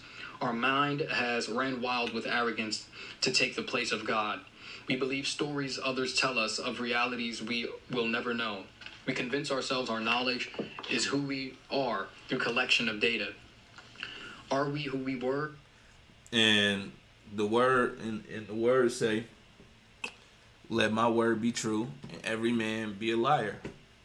So that's a very important scripture that, I always go to, that, that should helps me a lot with life. I just felt like I point that out. He said, let my word be true and let every man be a liar. So always, always, always, that's what you want to go with. I mean, let every single man be a liar. Shoot, let me be a liar if I'm not quoting scriptures. Let anybody who's not going to his word, be a liar. Because everything that's outside of that is fully capable of being a lie. It's fully capable of being deception, because you got to go to where it's coming from. Where it's coming from is always going to be relevant. If it's not his word, then is you can easily be deceived. That's where you get all of these false prophets and everything, and all of these new spiritual gurus and leaders and all of this type of stuff. You got to ask yourself, where is this information coming from? Where is it on high? Is they going to the scriptures? Are they going to his word? Or are they just philosophizing and they just talking? You got to really pay attention to that type of stuff. So they not going to the scriptures. Anybody that y'all watching out here, they not going to the scriptures. You got to, and then if there's no fruits behind it on top of that, they just making you feel good. You just like what it is they saying. You got to pay attention to intentions, because that sounds like somebody chasing a bag. That's not somebody that's trying to bring you to the word for you to study to show that self-reproof, for you to study and actually come out of sin, come out of, whatever it is that you're battling. So we quote scriptures. I quote scriptures to hopefully inspire y'all to go peel the book open and get into the information yourself, because this is the only truth there is on the planet. People would be like, oh, that's just your religious belief. That's your opinion. Like, no, this is from on high. This is the word of the Most High God himself. So, it is what it is. You combat that. You go against that. You going against the word. You going against him. And making yourself an enemy of the Most High God is just not wise. Again, every head will bow and every tongue shall confess.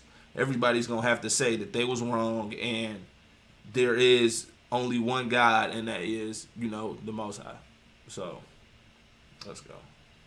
Are we who we aspire to be? And they're going to have to admit Christ is king. Our bad, not often consequences of too much of the best parts of who we were. Which came first and which caused the other? Who is to know which is the mistake from the correction? And this is how it appears that too much of anything is bad. To have so much passion that you would trade everything and die for what we believe. But I can only do what I believe is right. Our beliefs are often more blinding than enlightening. You can see the wall behind the blindfold if you know there is a switch in the room. Are you in a room? Have you been in one before? Do you know what a room is if you have never been outside of one? To know what is within is just as far as beyond the skies we see. After this meditation, something had clicked when I went into the kitchen and I checked in these obscure crates that we never use, like in the corner of the kitchen. And I had found a rotten sack of potatoes where there was what seemed like an infinite amount of maggots. I just sprayed it down, threw it in the trash, and got rid of it. And I remember it was my wife who had said that this was something spiritual, that someone has sent a plague to the house. And she was saging things, and I was saging stuff, and we were doing everything by the works of our hand to try to get rid of this plague. I simply stopped resisting the plague. And when I resisted trying to figure out what the problem was and simply meditated and absorbed my reality and everything that was occurring and simply accepted it, that's when it had clicked where the source of this was. Now, to you, it must be like, wow, you guys are delusional. It was just some stupid potatoes that you guys left in the corner of the room. There is significance to everything. And I had began to find significance in the mundane things like brushing your teeth or how you cook. And I was constantly meditating while cooking, while brushing my teeth, and doing the most mundane things. Every single part of the day, I was praying and meditating without ceasing and constantly contemplating the shadow that is our reality. Constantly contemplating what every single thing in my hands, every action that I took, what it symbolized. And I became very, very aware of everything that was going on. And we had thrown out all of our food, and we had forgotten about those rotten potatoes. Now, potatoes are a root vegetable pulled and harvested from the ground. Those of you who know, Abel was a keeper of the flock. He tended the sheep. He tended God's creation. Cain was a tiller of the ground. And if you remember, God had cursed the ground so that thorns and thistles would come from it, and that by the sweat of Adam's brow and his generations would they be able to even grow anything out of the ground.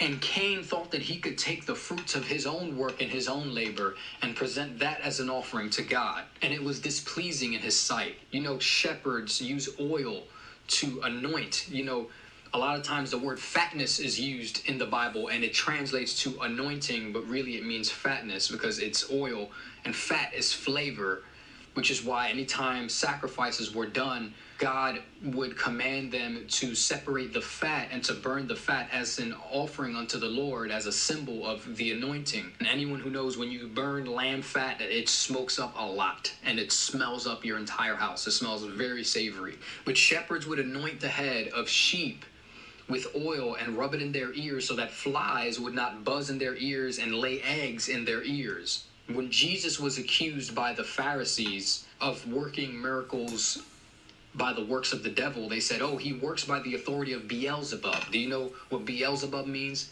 Beelzebub means Lord of the Flies. It's not really the flies that are the problem. It's not really the flies that are there to do damage, but they're there to clean up filth. They're there to devour filth, and they're there to take advantage of a situation where they can lay their eggs in something that is rotting, something that is in a state of decay, something that is not tended to, something that is not cared for. This is why the devil has no authority to make you do anything, but he is only the accuser. He can only whisper in your ear. And if you stand in the anointing of the Holy Spirit, those whispers simply slide off of your ears. And we tend to look at the symptoms of the issues in our life. Slide off. Oh no.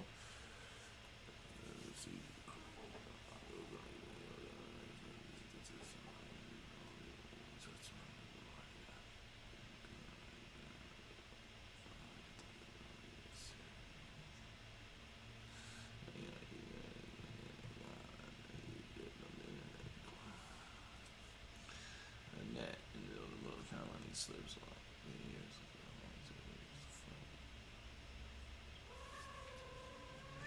that went way over that person's head.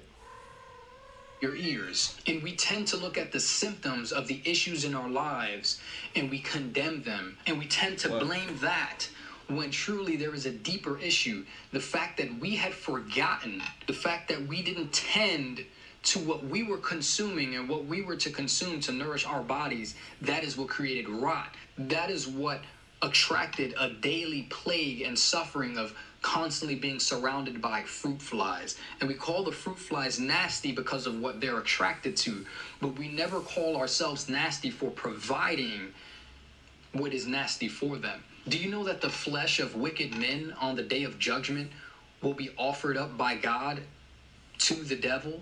During the marriage supper of the Lamb, he will call the flocks of the air to feast on the flesh of kings and of men. The Most High God had allowed me to prime myself in these Buddhist principles, because every religion has certain truths and principles in them that God has established, and laws are just observed by these religions. Just because it's a different religion doesn't mean that they don't have any truth in some of their practices, or that their knowledge doesn't come from godliness. In fact, this is why in the Word of God, Paul describes that people in the last days will have a form of godliness, yet denying its power. See people trying to alchemize and using certain things like manifestation and trying to really project their own energy onto crystals and onto animate objects. And they are spiritually trying to toil the ground to get fruit from it. But a lot of the Buddhist principles had allowed me to see the world for the shadow that it is. It allowed me to spectate my mind and to be way more aware that there is a will and a person behind my mind, that my mind is simply a tool, but it's not me, and that my mind can be changed by me at any point in time.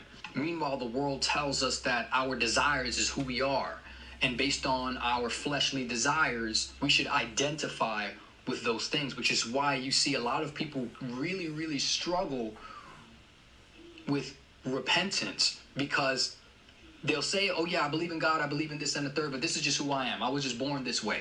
And that can go for many, many different types of sin. But the difference is, and nowadays, there's sin that people still condemn, and then there's other sin that people don't call sin anymore, and they just call it normal. But the eyes of the world changes one day to the next. The law of God does not change. It's immutable. Juice. And so many people that had this personal hatred toward the person that had made this smear campaign against me, you have to understand, we wrestle not against flesh and blood, but against principalities. This is a spiritual battle. The enemy wants you to be distracted by a person. The enemy wants you to think that getting rid of a person is going to fix a problem. I never had any desire to silence anyone. Because here's the thing, you never have to search for a lie. Lies are always going to be spoken. It's the truth that you have to seek. This is why you have to seek God. Trying to silence lies works against the grace and the mercy that is truth. It works against standing in that truth and allowing that truth to permeate, because lies always destroy themselves.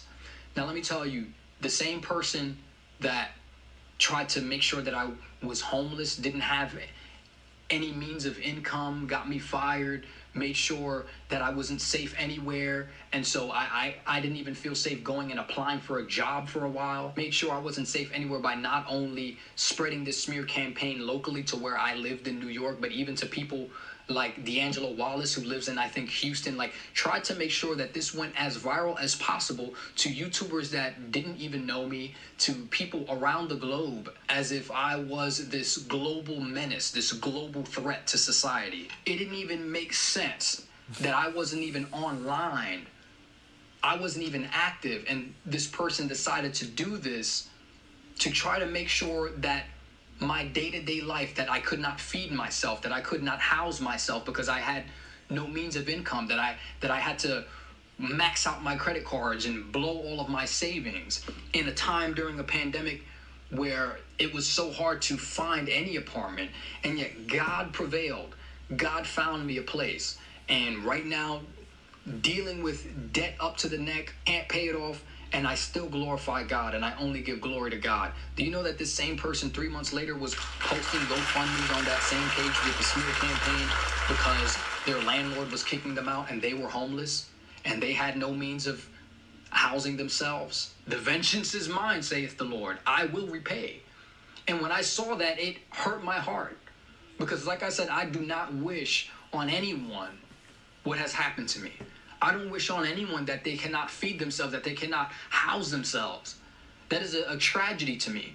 And the word of God tells you, do not rejoice when your enemy stumbles, or else God will see that and have mercy and withhold his wrath.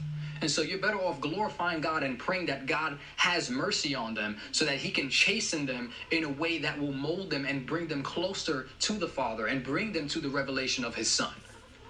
God, you sit enthroned. You are superior and sovereign over all things. We are in your body. You have full control. And I trust you, Lord. I trust that what you say must come to pass, Lord. And I pray that you have mercy.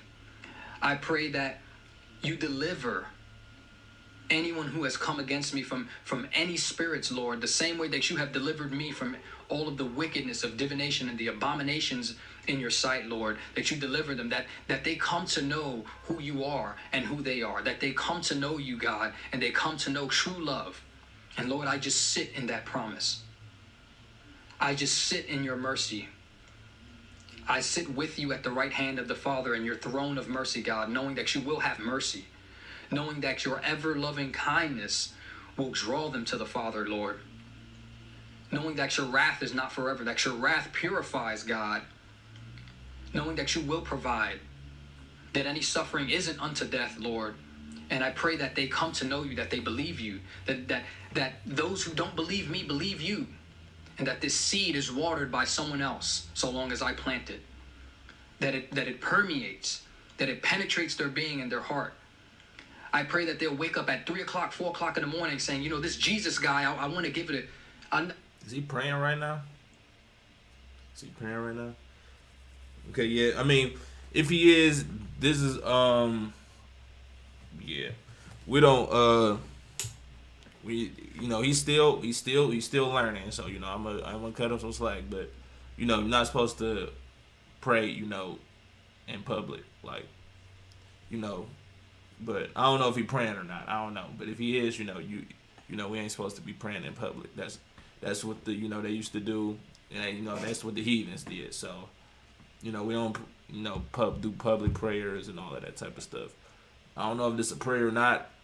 It seemed like a prayer though. He said I pray, so yeah, it is a prayer. But let's keep going. take a look at that. That they can't sleep at night just thinking, just wondering who you are. Beyond what the church has said, beyond what I have said, beyond what anyone has told them in their lives and any preconceived notions, God. Wash it away, Lord. Come to them. Reveal yourself to them. Those who seek you, reveal themselves. And those who reject you, please pursue them, Lord. Chase them. Chase them as you have chased me. In the same way that you have listened to the prayers of my mom, please listen to my prayers. I beseech that you have mercy. That those you have given up to a reprobate mind, that you can repent and find grace. And then if y'all wondering, that's one of them. That's Matthew 6:6-7. But when you pray, go into your most private room, close the door, and pray to your Father who is in secret. And your Father who sees in secret will reward you. You know. It's another one.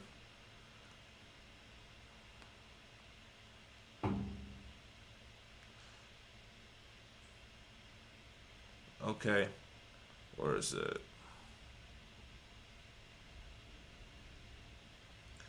I'm trying to find chapter and verse. I think it's the same thing. Yeah, when you pray, do not be like the hypocrites, for they love to pray standing in synagogues and on the street corners to be seen by men. So yeah, not supposed to pray in public, y'all. Let's go. In your sight, that they can find grace, Lord. And that you can find grace in their sight. And that they can be reconciled unto you, God, only by your Son. In the name of Jesus, I pray. Amen. So my wife had gotten an opportunity for promotion when we needed to move to Florida. Okay.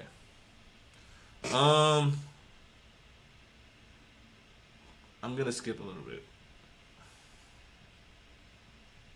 Add one more single and said, can you give me that last single? Without hesitation, I gave it to her. And you take this. She handed me the $10 bill she did not want to break.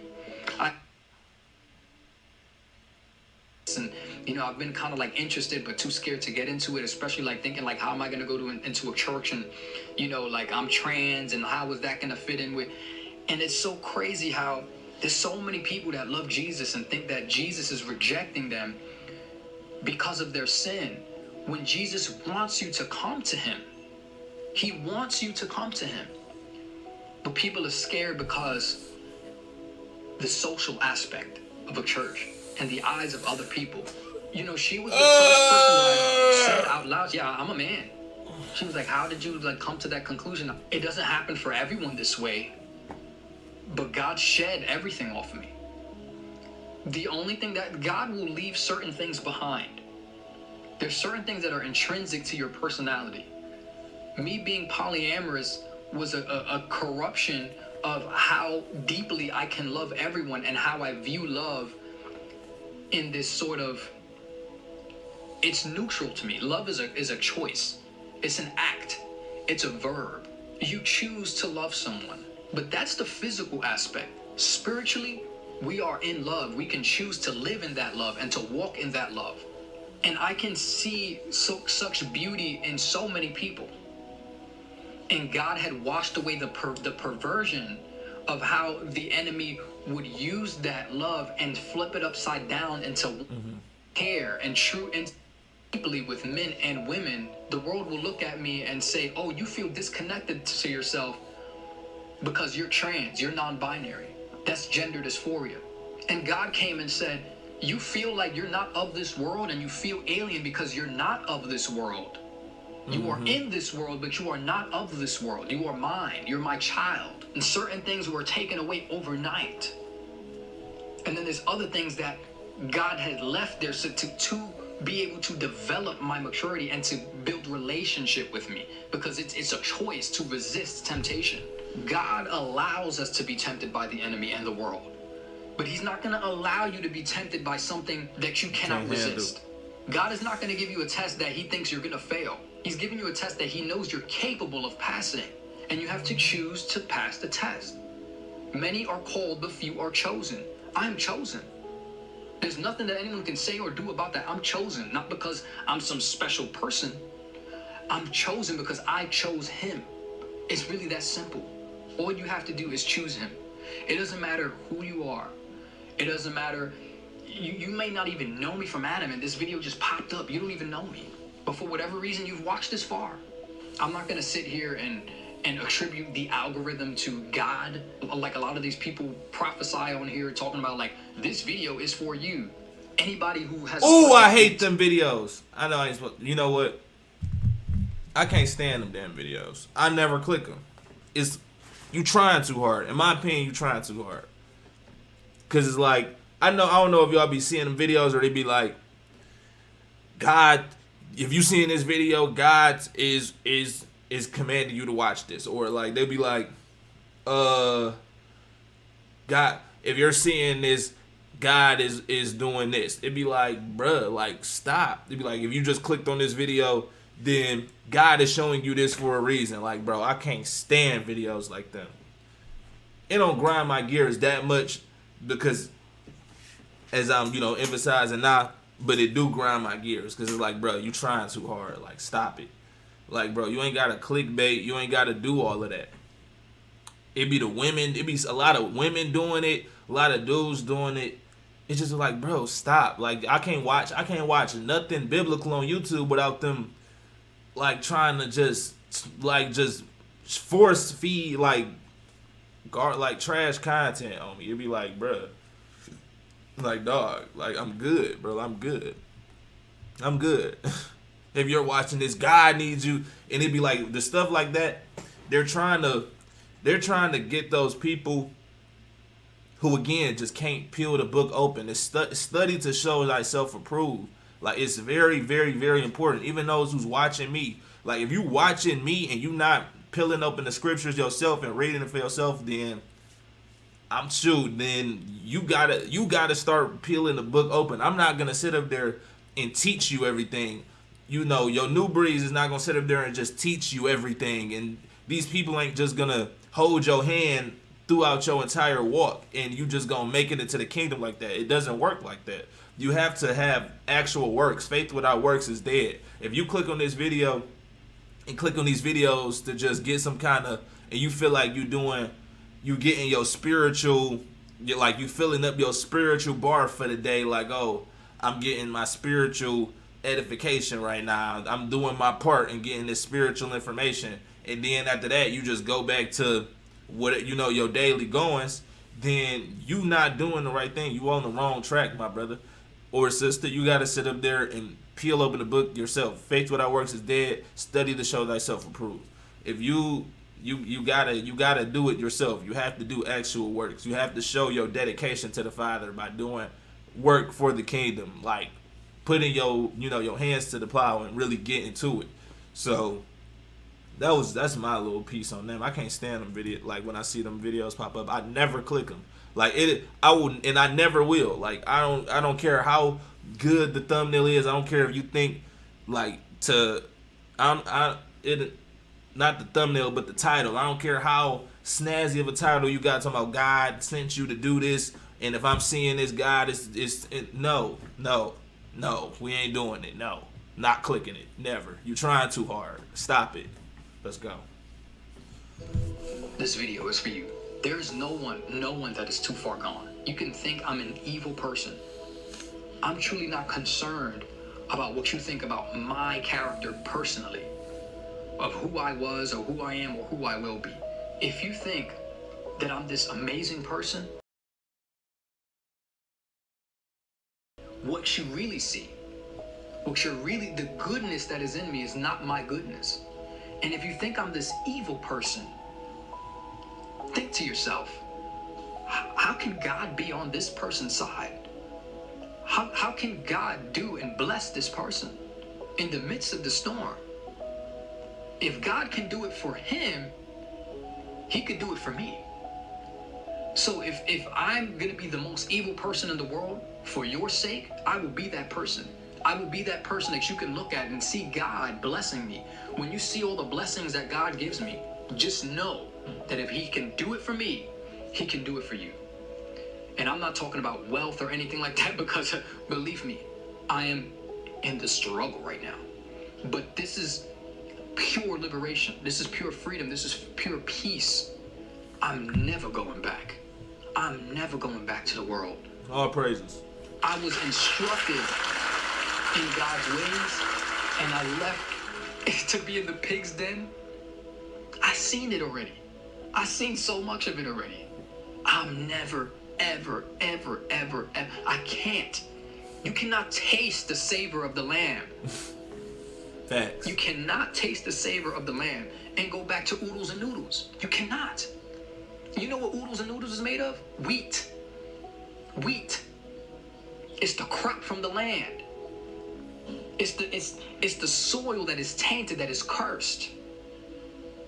And I'm speaking metaphorically because God already took the curse off the land. So whatever you want to eat, you want to eat. You know what I'm saying? I'm not talking about an actual physical land or a wheat. Don't go around talking about like, oh, you know, Nova's doctrine is that he thinks the land is cursed and that we can't eat wheat and gluten. I'm on a carnivore diet, but you do what you want to do. I'm not sure what's next. I'm just going to take one of God's assignments at a time. I've completed what I had to do for today. I'm not anxious for tomorrow, and I'm not weary of yesterday. I'm just going to take it one day at a time. Juice by that, man. Juice by that. That was a powerful testimony from that brother right there. We've been here for 2 hours. You know, if you missed the first part, I watched the first half yesterday. My computer died, so it ended abruptly. Apologies for that. But we finished it. I said I was gonna come back, we was gonna finish it, and we finished it, man. So, and that's how I'm feeling right now too, myself, for real. Honestly, we ain't about to worry too much about tomorrow or yesterday. We worried about today, man. We worried about today. I said I was gonna get on here and finish this. I did. I feel good about that. So, all praise to the Most High for everybody that came in and watched. You know, I'm gonna be back on here eventually. I'm not sure when. I got another trip coming up. So if you see me again, it won't be here. I'll be in another environment again. And yeah, I mean, that's it. I love y'all. Take care. Stay safe. Be blessed. All of y'all. I'm on y'all boys.